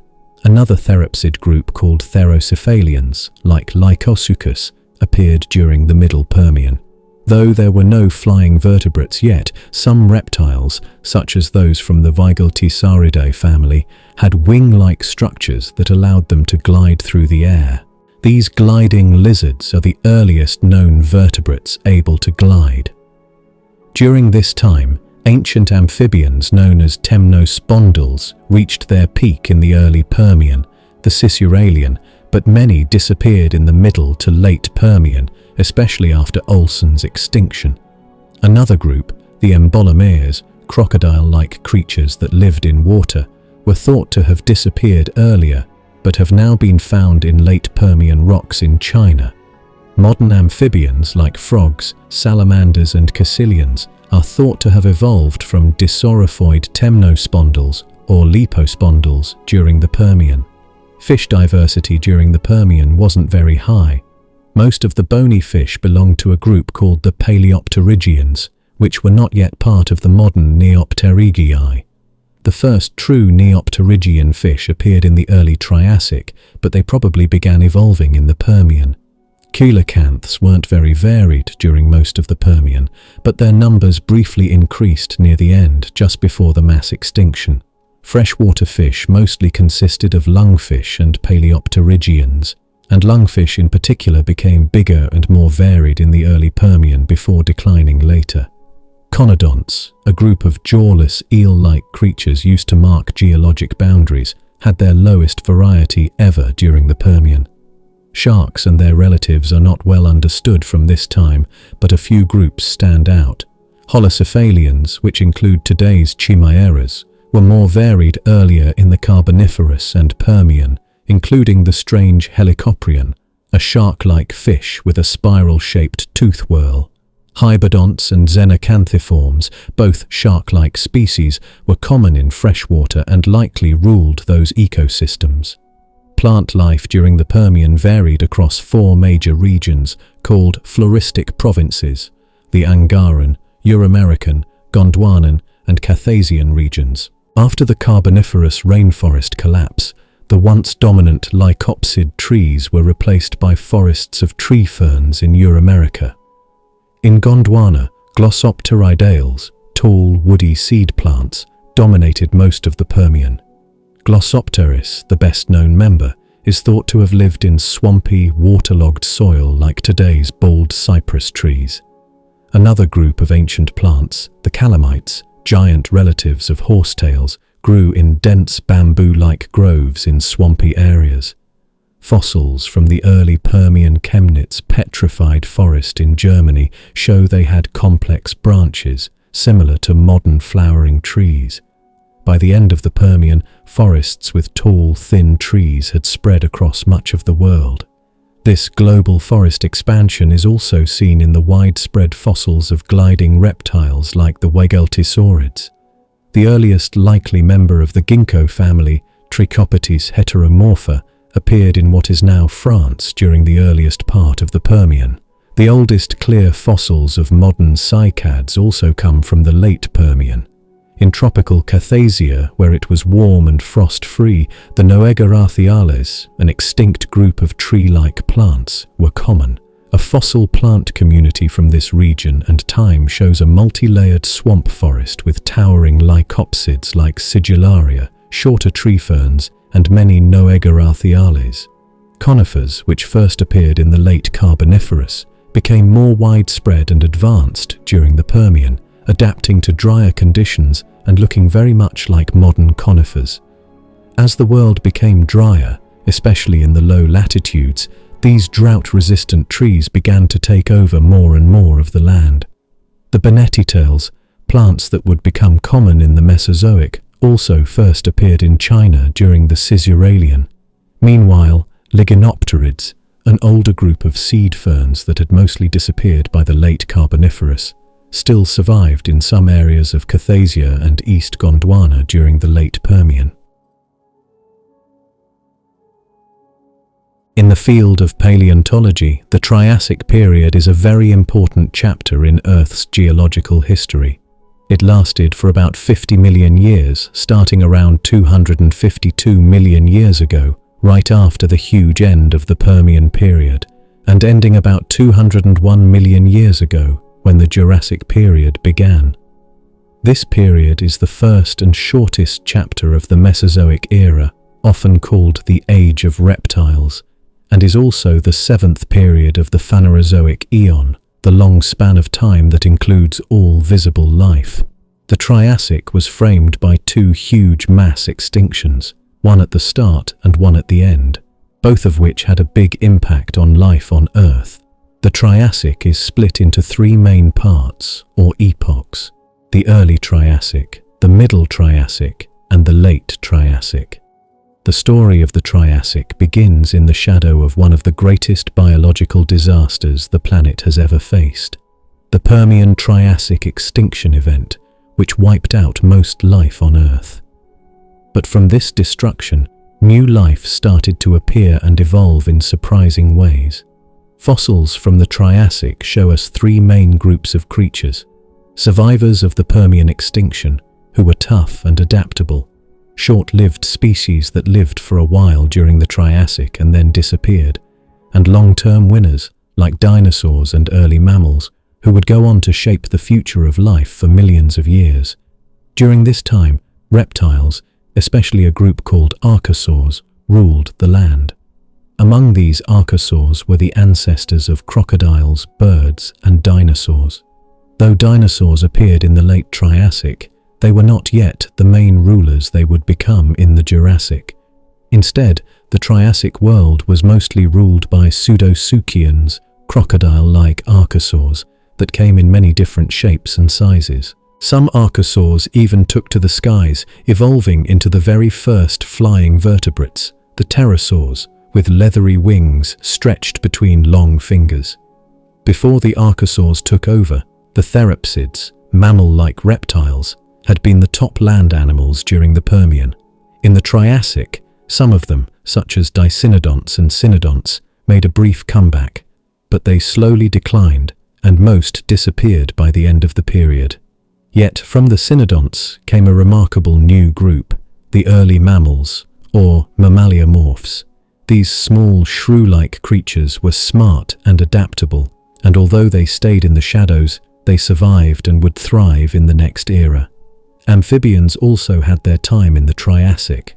Giant, semi-aquatic predators called temnospondyls survived the end Permian crisis and diversified again. But like many others, they eventually went extinct. Meanwhile, the first members of today's amphibian families, early frogs, salamanders, and caecilians, started to appear and survive the next great extinction. In the water, fish called neopterygians, including the ancestors of modern bony fish, appeared early in the Triassic and spread quickly. They soon became important players in both rivers and oceans. During the Triassic, Earth's continents were still joined together in one giant supercontinent called Pangaea. This huge landmass stretched almost from pole to pole and was surrounded by a vast ocean. Because of its massive size, the center of Pangaea was far from the cooling effect of the sea. As a result, its climate had extreme seasons, with very hot summers and very cold winters. Most of the land was dry and desert-like, especially in the center, where red sandstones and salt deposits called evaporites formed. Interestingly, while the center was dry, the polar regions were not frozen. Instead, they were wet and mild, with forests and even reptiles. There were no glaciers anywhere on Earth during this time. The huge size of Pangaea also caused strong cross-equatorial monsoons, giant weather systems so strong they are sometimes called Pangean megamonsoons. These storms swept from one side of the supercontinent to the other. Though the Triassic was mostly dry, shorter wet periods came and went, especially in tropical areas near the Tethys Sea. Fossils and layers of sediment from places like the Svalbard Islands, North America, South China, and Argentina show that these humid times happened several times. The strongest of these periods was the Carnian pluvial event, a dramatic increase in rainfall and humidity that happened during the Carnian stage of the late Triassic. It may have caused changes in ecosystems around the world. The early Triassic was one of the hottest times in all of Earth's history. This heat was caused by the massive release of greenhouse gases from volcanic eruptions in an area called the Siberian Traps. This time began with the Permian Triassic thermal maximum, then cooled slightly during the Diurnarian cooling between about 251 and 249 million years ago, before heating up again during the latest Smithian thermal maximum around 249 to 248 million years ago. After that came another short cooling called the latest Olenekian cooling, when temperatures dropped by about 6 degrees Celsius. The Middle Triassic was cooler overall, though it had a warming episode near the end of the Anisian stage. A longer cool period, called the Ladinian-Carnian cooling, lasted from about 242 to 233 million years ago. At the start of the Carnian, global temperatures stayed mild, but around 234 million years ago, volcanoes in the Rangelia large igneous province erupted, sending heat into the atmosphere and causing the Carnian pluvial event. This led to a warm and wet phase called the mid-Carnian warm interval, which lasted until about 227 million years ago. After that, the early Nourian cool interval brought another chill from 227 to 217 million years ago, followed by the mid-Nourian warm interval, which lasted until about 209 million years ago. A brief cold spell may have happened around 214 million years ago, possibly due to the Manicouagan meteor impact. By about 212 million years ago, changes in Earth's orbit caused wetlands to expand and dry areas to shrink. Then came the Ratian cool interval, which lasted from 209 to 201 million years ago. At the very end of the Triassic, Earth experienced another extreme heatwave called the End Triassic thermal event. This was caused by huge volcanic eruptions from the Central Atlantic magmatic province, which released massive amounts of carbon dioxide into the atmosphere. The result was the Triassic-Jurassic extinction event, another huge biological crisis that allowed dinosaurs to finally take over in the Jurassic period. After the greatest extinction in Earth's history, the Permian-Triassic extinction, life started to recover during the Triassic period, which began around 252 million years ago. But the world was not the same. It was hotter, drier, and full of strange new landscapes. Many living things that survived the extinction now had to adapt to a very different planet.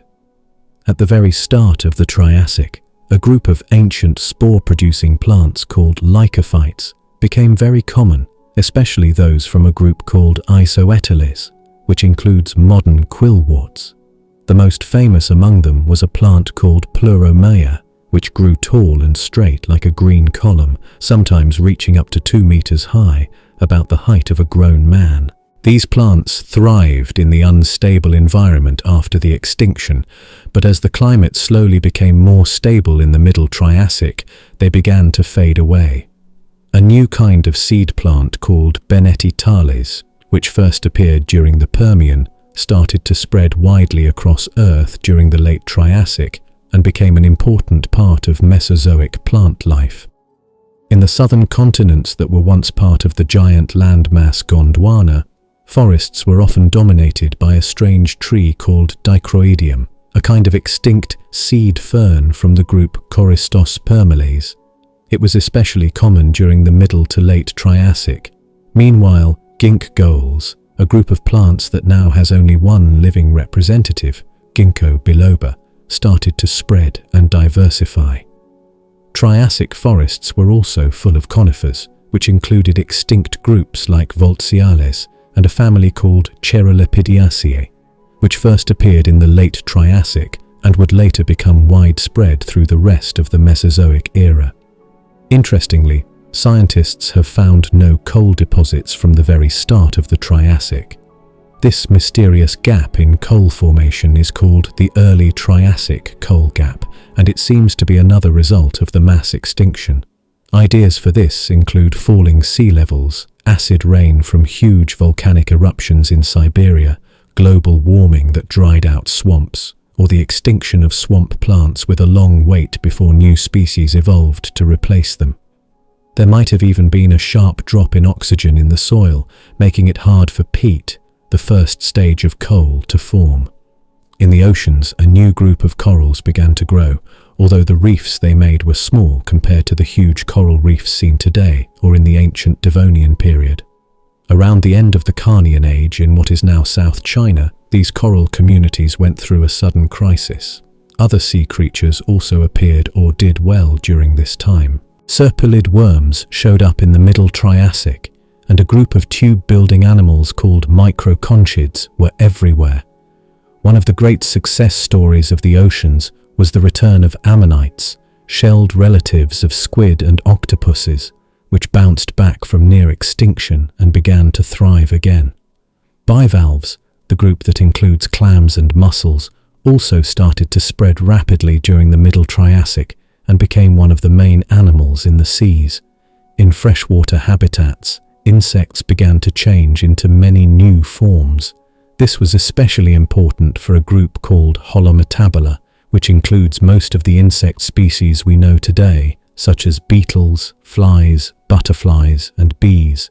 In the oceans, rivers, and lakes, fish populations began to recover in a big way. After the extinction, fish species were similar all around the world, what scientists call a cosmopolitan distribution. One ancient group of fish called coelacanths, thought to be almost extinct, actually had their highest variety after the Devonian and were doing quite well in the early Triassic. The group we know today as ray-finned fishes, or actinopterygians, also had a big increase in variety during the Triassic, especially in the middle part of the period. However, scientists still don't fully understand how this happened, partly because some fossils were not well preserved. Among the newcomers were the first members of the teleosts, which today are the most varied group of fishes. Some ray-finned fish like saricthiids and bergeriids were fierce hunters, growing longer than 1 meter and 20 centimeters. That's over 3 feet. In freshwater lakes and rivers, lungfish like Ceratodus were common, mostly known from their strong tooth plates. Another group, the hybodonts, were shark-like creatures that lived in both fresh and salt water throughout the Triassic. One strange group of ancient cartilaginous fish called eugeneodontids survived for a short time into the early Triassic before disappearing forever. A group of ancient amphibians called temnospondyls survived the extinction and lived on during the Triassic. The land-dwelling types mostly died out, but the water-dwelling ones lived on. Early species like Tupilaccosaurus, Thabancuia, and Micropholis disappeared in the early Triassic, but others like the Stereospondyli did very well, and some even survived until the Cretaceous period. The largest among them, like Mastodonsaurus, could grow between 4 and 6 meters long, more than 13 to 20 feet.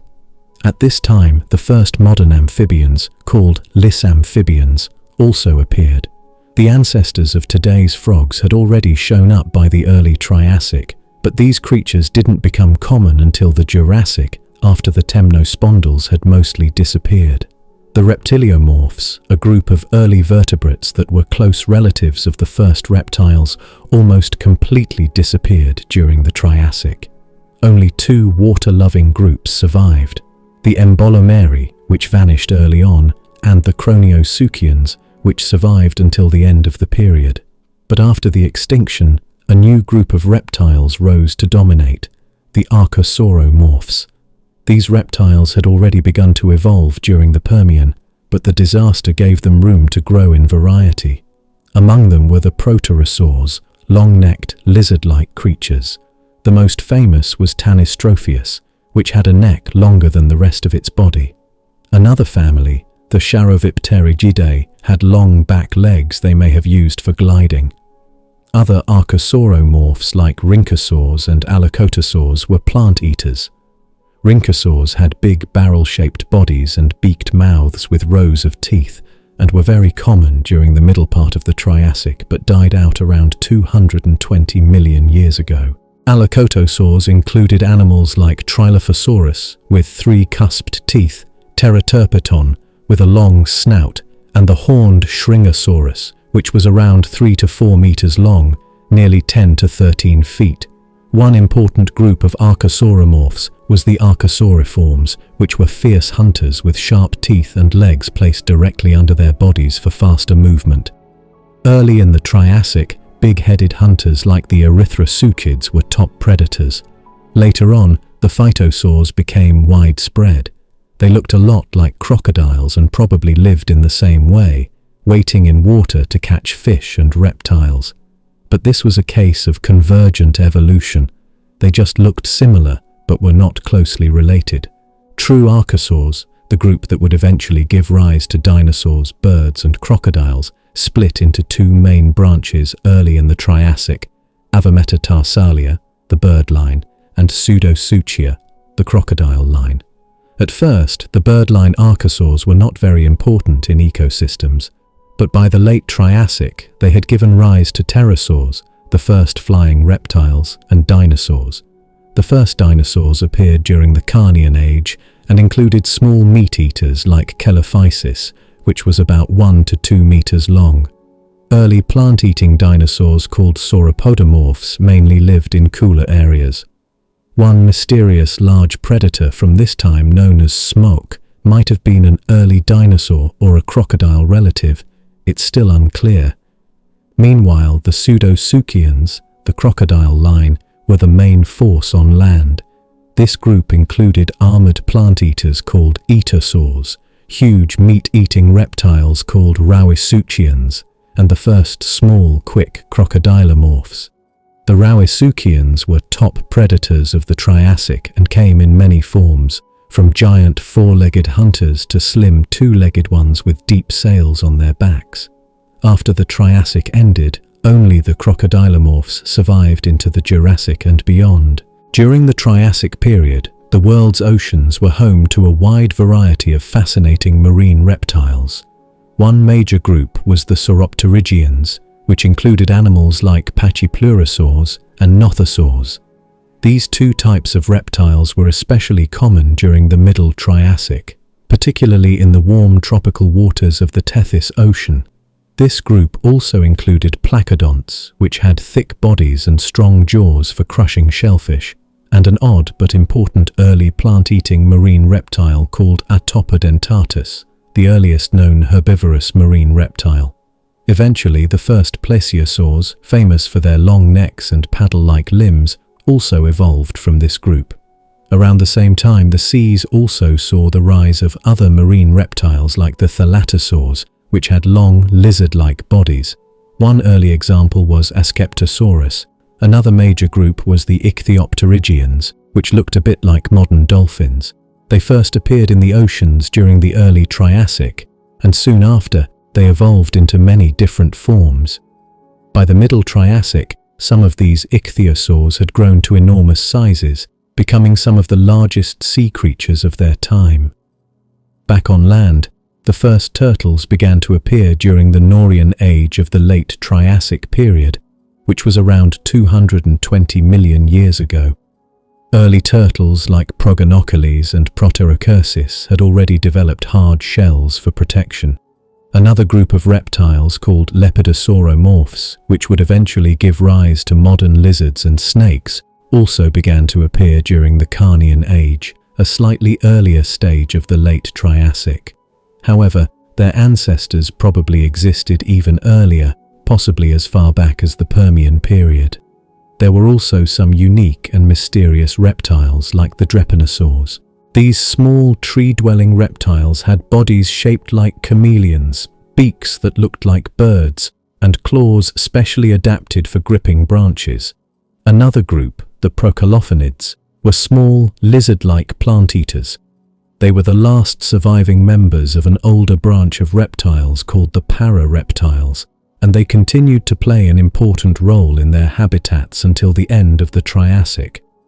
Meanwhile, three groups of therapsids, reptile-like ancestors of mammals, managed to survive into the Triassic. These were the dicynodonts, the therocephalians, and the cynodonts. The cynodont Cynognathus, for example, was a fierce hunter and was common in parts of the southern continents, Gondwana, during the Olenekian and Anisian ages of the early and middle Triassic. Among the plant-eaters, the Cannemyariform dicynodonts and the Gomphodont cynodonts were especially important, grazing across the Triassic lands. The therocephalians included both large meat-eaters like Moscarinus and plant-eaters called boreids, although they eventually died out halfway through the Triassic. In the late Triassic, another group of large, fast-moving, meat-eating cynodonts called ectoninids appeared, and it was during the Carnian age, the early part of the late Triassic, that some advanced cynodonts changed into the first mammals, marking a big turning point in Earth's history. At the same time, another group of reptiles called archosaurs was rising to power. These included the ancestors of crocodiles, pterosaurs, and dinosaurs. They became the biggest and most successful land animals of the Triassic, pushing the therapsids into smaller roles in nature. This change, sometimes called the Triassic takeover, may have helped mammals evolve. As therapsids and their mammal-like descendants were forced to live in hiding, literally, they became smaller, more active at night, and ate insects. This likely led to the development of fur to stay warm and a faster metabolism to stay active in the dark. Two amazing fossil sites from the early Triassic have given scientists a very detailed look at life after the Permian-Triassic mass extinction. These sites are called Lagerstätten, meaning places where fossils are very well preserved. One is the Guiyang biota from the Dianarian age, and the other is the Paris biota from the very start of the Spathian age. Both of these fossil beds give valuable information about how life slowly recovered after the biggest extinction in Earth's history. Another important site is Monte San Giorgio, located today near Lake Lugano on the border between northern Italy and southern Switzerland. Back in the Middle Triassic, this area was a calm, shallow lagoon protected by coral reefs. The bottom of the lagoon had very little oxygen, which meant there were no scavengers and not much disturbance. This allowed dead animals to fossilize very well, much like in the more famous Solnhofen limestone site from the Jurassic period. Fossils found at Monte San Giorgio include many types of sea life, such as fish and marine reptiles. These include the commonly found Neustichosaurus, a type of pachypleurosaur, and the strange long-necked reptile Tanystropheus, which may have fished near the shore with its very long neck. Fossils of land animals such as Ticinosuchus and Macrocnemus have also been found. All of these animals lived during the Anisian and Ladinian ages, which were about 242 million years ago. The Jurassic period was an important time in Earth's history. It started around 201 million years ago, after the Triassic period ended, and lasted until about 143 million years ago, when the Cretaceous period began.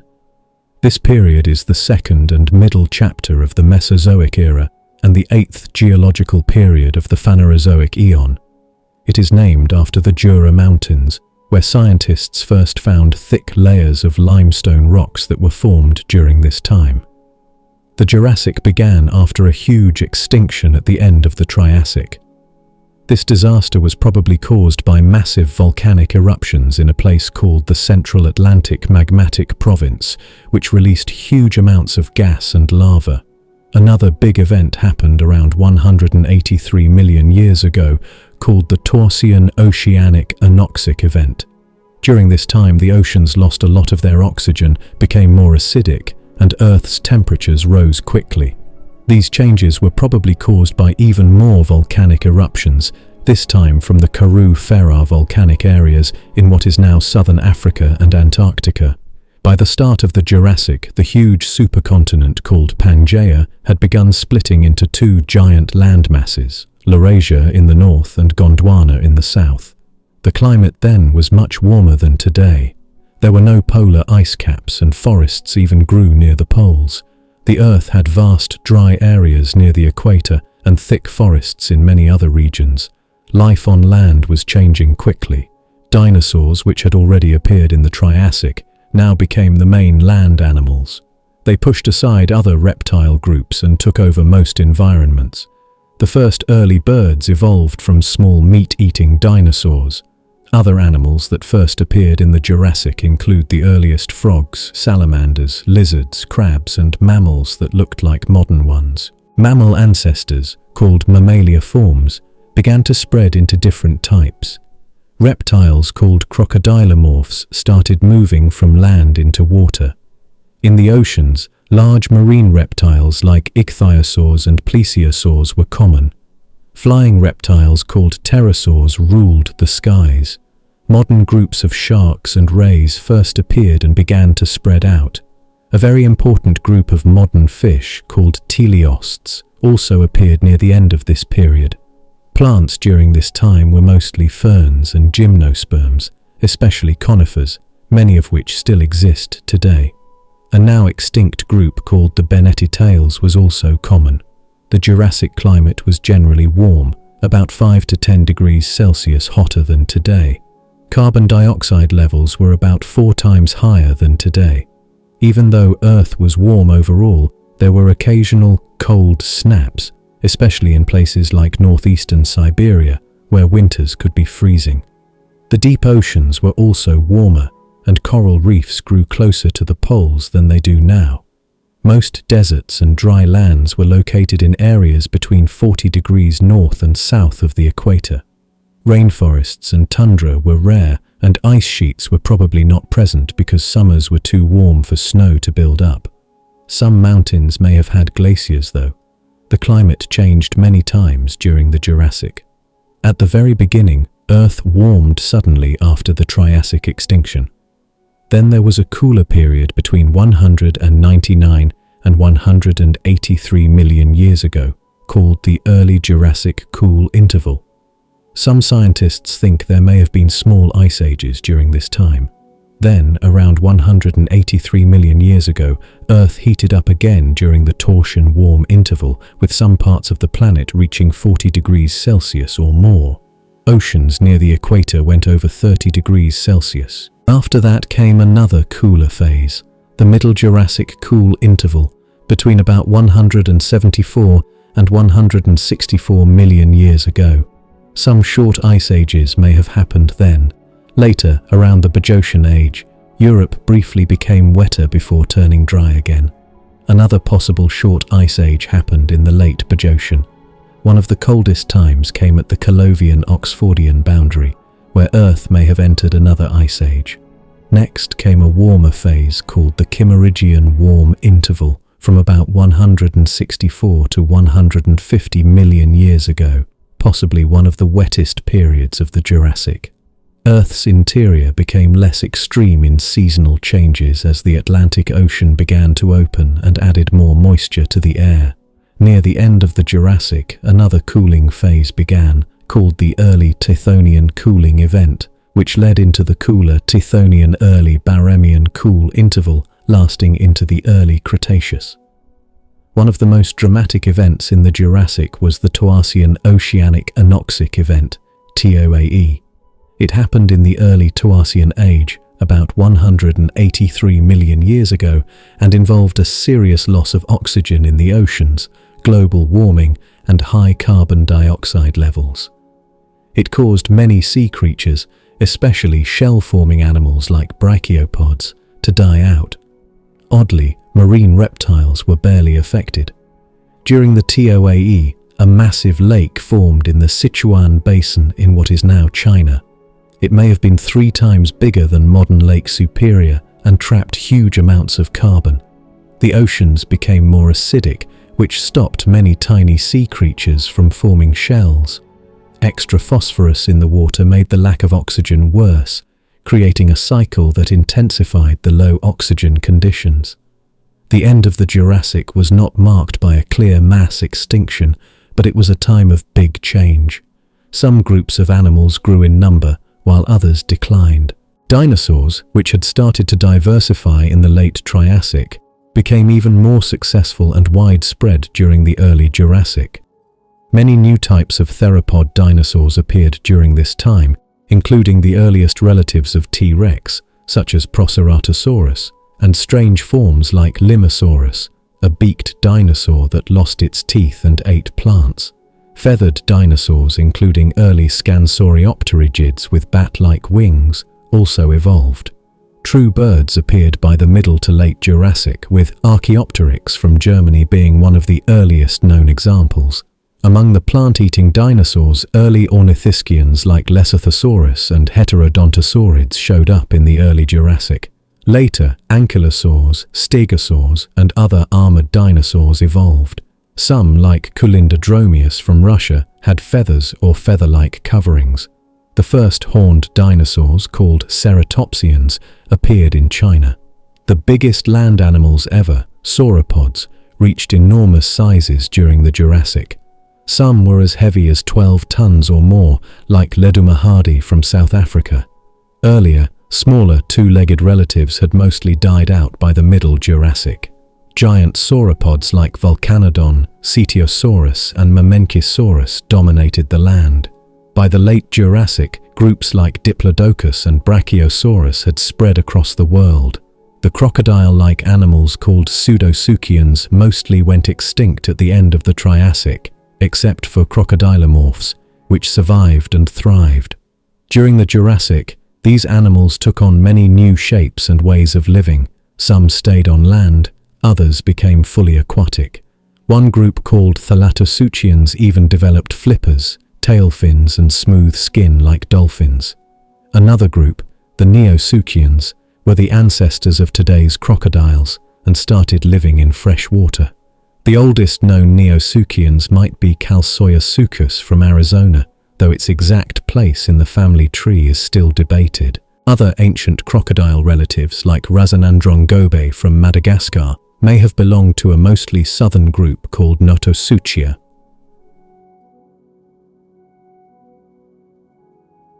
The Cretaceous period was an amazing chapter in Earth's history.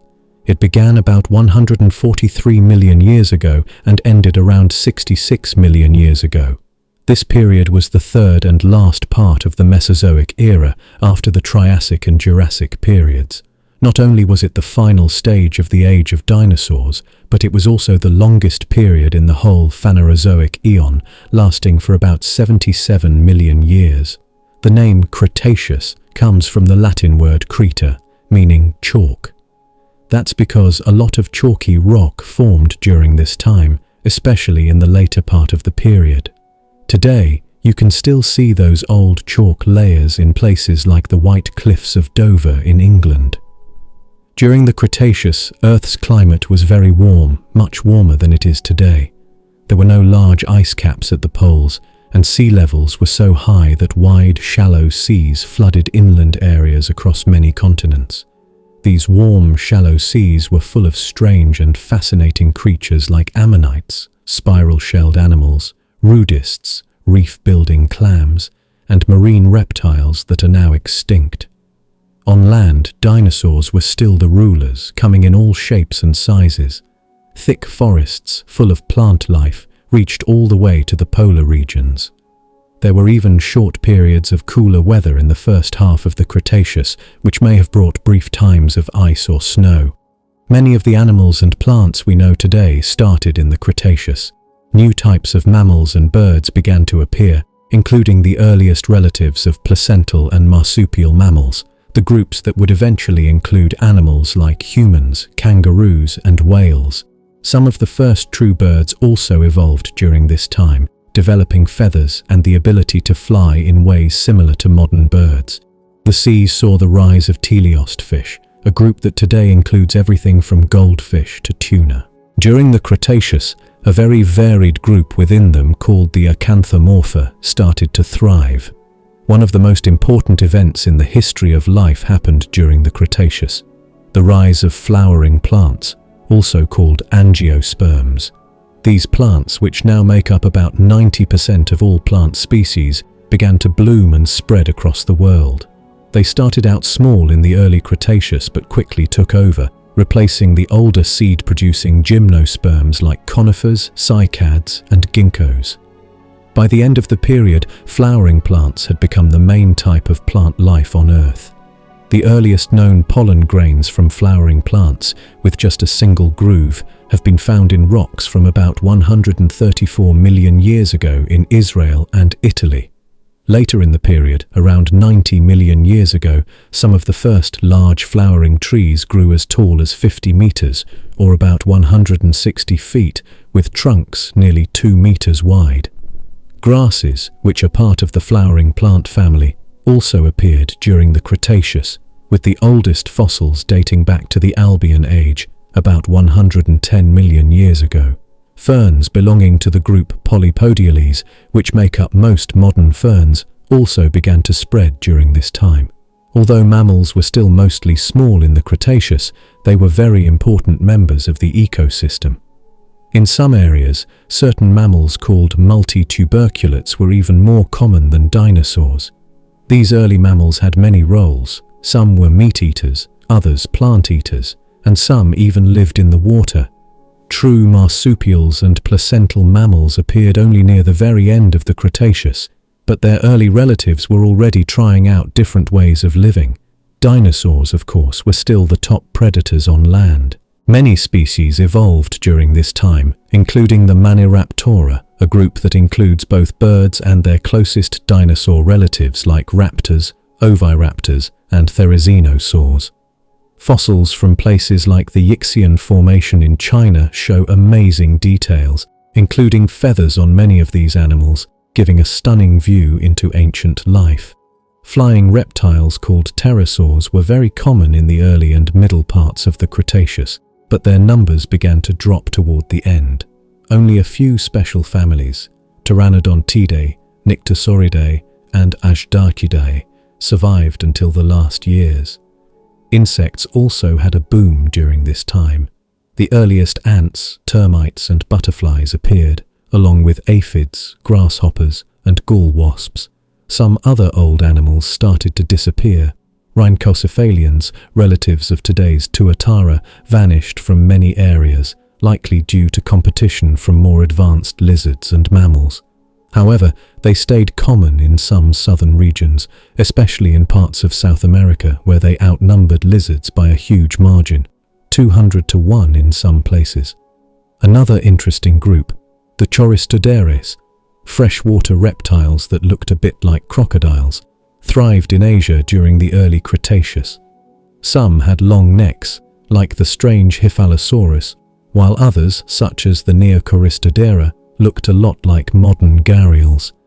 By the late Cretaceous, a type called Champsosaurus had spread across much of western North America. These creatures even reached the Arctic thanks to the warm climate. Sadly, the Cretaceous period came to a dramatic end about 66 million years ago when a massive asteroid crashed into what is now the Gulf of Mexico, leaving behind the huge Chicxulub crater. This impact triggered the Cretaceous Paleogene extinction event, one of the most devastating mass extinctions in Earth's history. Non-bird dinosaurs, pterosaurs, large marine reptiles and many other life forms disappeared almost overnight. This disaster marks the clear boundary between the Mesozoic era and the beginning of the Cenozoic era, the age of mammals and of flowering plants which still shape our world today. During the Cretaceous period, the oceans were full of life and many new sea creatures became common. This was the time when rays, modern sharks, and a group of advanced fish called teleosts were thriving in the seas. Several kinds of large marine reptiles also lived during this time. Ichthyosaurs, which looked a bit like dolphins, were common in the early and middle parts of the Cretaceous, but disappeared during a major ocean event near the end of the period, known as the Cenomanian-Turonian anoxic event. Another group, the plesiosaurs, with their long necks and flipper-like limbs, lived throughout the entire Cretaceous. Later in the period, giant marine lizards called mosasaurs appeared and became the top predators in the oceans. Sea turtles were also around during the Cretaceous. Two groups, Chelonidae and Panchelonioidea, lived during this time and survived the mass extinction at the end of the period. Today, only one species from Panchelonioidea still exists, the leatherback sea turtle, the largest living sea turtle. There were also flightless marine birds called Hesperornithiformes that swam in the oceans like modern grebes, using their strong legs to dive and catch fish underwater.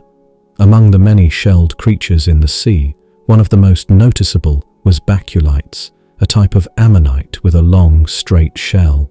These creatures lived alongside reef-building clams called rudists, which played a major role in creating underwater reefs. Another important group of bivalves, called inoceramids, were very widespread during this period. Scientists often use them to study major changes in ancient life, especially around the boundary between the Turonian and Coniacian ages. There were many meat-eating sea snails, called predatory gastropods, which used their special mouthparts to drill into the shells of other creatures. Tiny single-celled organisms called foraminifera, especially the globotruncanids, floated in the oceans and became very common. Sea urchins and sea stars, which are part of the echinoderm family, also thrived. Small crustaceans called ostracods were everywhere, but interestingly, those species that put more effort into reproduction, especially males, were more likely to die out. A mysterious group of crustaceans called Thylacocephala disappeared by the end of the Cretaceous. Meanwhile, a big increase of microscopic algae called diatoms happened in the oceans. These had glass-like shells made from silica. However, freshwater diatoms did not appear until the Miocene epoch, much later. Another group of tiny marine organisms called calcareous nanoplankton became very important. These helped build up the seafloor and are useful today for tracking environmental changes in ancient seas. The Cretaceous was also an important time for bioerosion. This is the process where sea animals drilled into rocks, shells, or hardened seafloors, leaving marks that scientists can study. On land and in the oceans, Earth's shape and continents were changing a lot. The huge supercontinent called Pangaea, which had started breaking apart earlier, finished splitting up during the Cretaceous. The land areas that would become today's continents moved into their own paths, although they were still in very different positions back then. As the Atlantic Ocean grew wider, a series of mountain-building events called orogenies continued in what is now Western North America. These included the Nevadan, followed by the Sevier, and finally the Laramide orogenies. Gondwana, the southern supercontinent, had started breaking up during the Jurassic period, but its splitting sped up during the Cretaceous and was almost finished by the end of the period. South America, Antarctica, and Australia all moved away from Africa, although India and Madagascar stayed connected until about 80 million years ago. This breaking apart created new oceans, the South Atlantic and the Indian Oceans, and also raised huge underwater mountain chains. These changes caused sea levels to rise all over the world. To the north of Africa, the Tethys Sea began to shrink. For much of the late Cretaceous, a large inland sea called the Western Interior Seaway split North America into two land areas, Laramidia in the west and Appalachia in the east. This sea later shrank, leaving thick layers of marine rock between coal-rich deposits. In Africa, fossil records show that the continent was also split by a shallow sea during the Coniacian and Santonian ages. This sea stretched across what is now the Central Sahara and other parts of Central Africa, connecting the Tethys Sea in the north to the South Atlantic Ocean. Another shallow seaway existed between what we now call Norway and Greenland. It connected the Tethys with the Arctic Ocean, allowing sea animals to move between the two regions. At the peak of these high sea levels, called the Cretaceous transgression, about one-third of the land we have today was completely underwater. The Cretaceous is best known for its chalk deposits. In fact, more chalk was formed during this time than at any other period in the last 540 million years, which is the span of the Phanerozoic eon. As underwater ridges grew and seawater moved through them, the oceans became full of calcium. This made it easier for tiny organisms like nanoplankton to build their calcium-rich shells, which settled on the seafloor and formed thick chalk layers. Because of this, rocks from the Cretaceous are well preserved and full of fossils. In North America, famous examples include the Smoky Hill chalk member in Kansas, which is full of sea fossils, and the Hell Creek Formation, known for its late Cretaceous land animals like dinosaurs. In Europe, important Cretaceous rocks can be found in the Weald region of England. In China, the Yixian Formation has given scientists many beautifully preserved fossils from this time. In the area that is now India, huge volcanic eruptions formed the Deccan Traps, a vast area of lava flows that started erupting in the very last part of the Cretaceous and continued into the early Paleocene.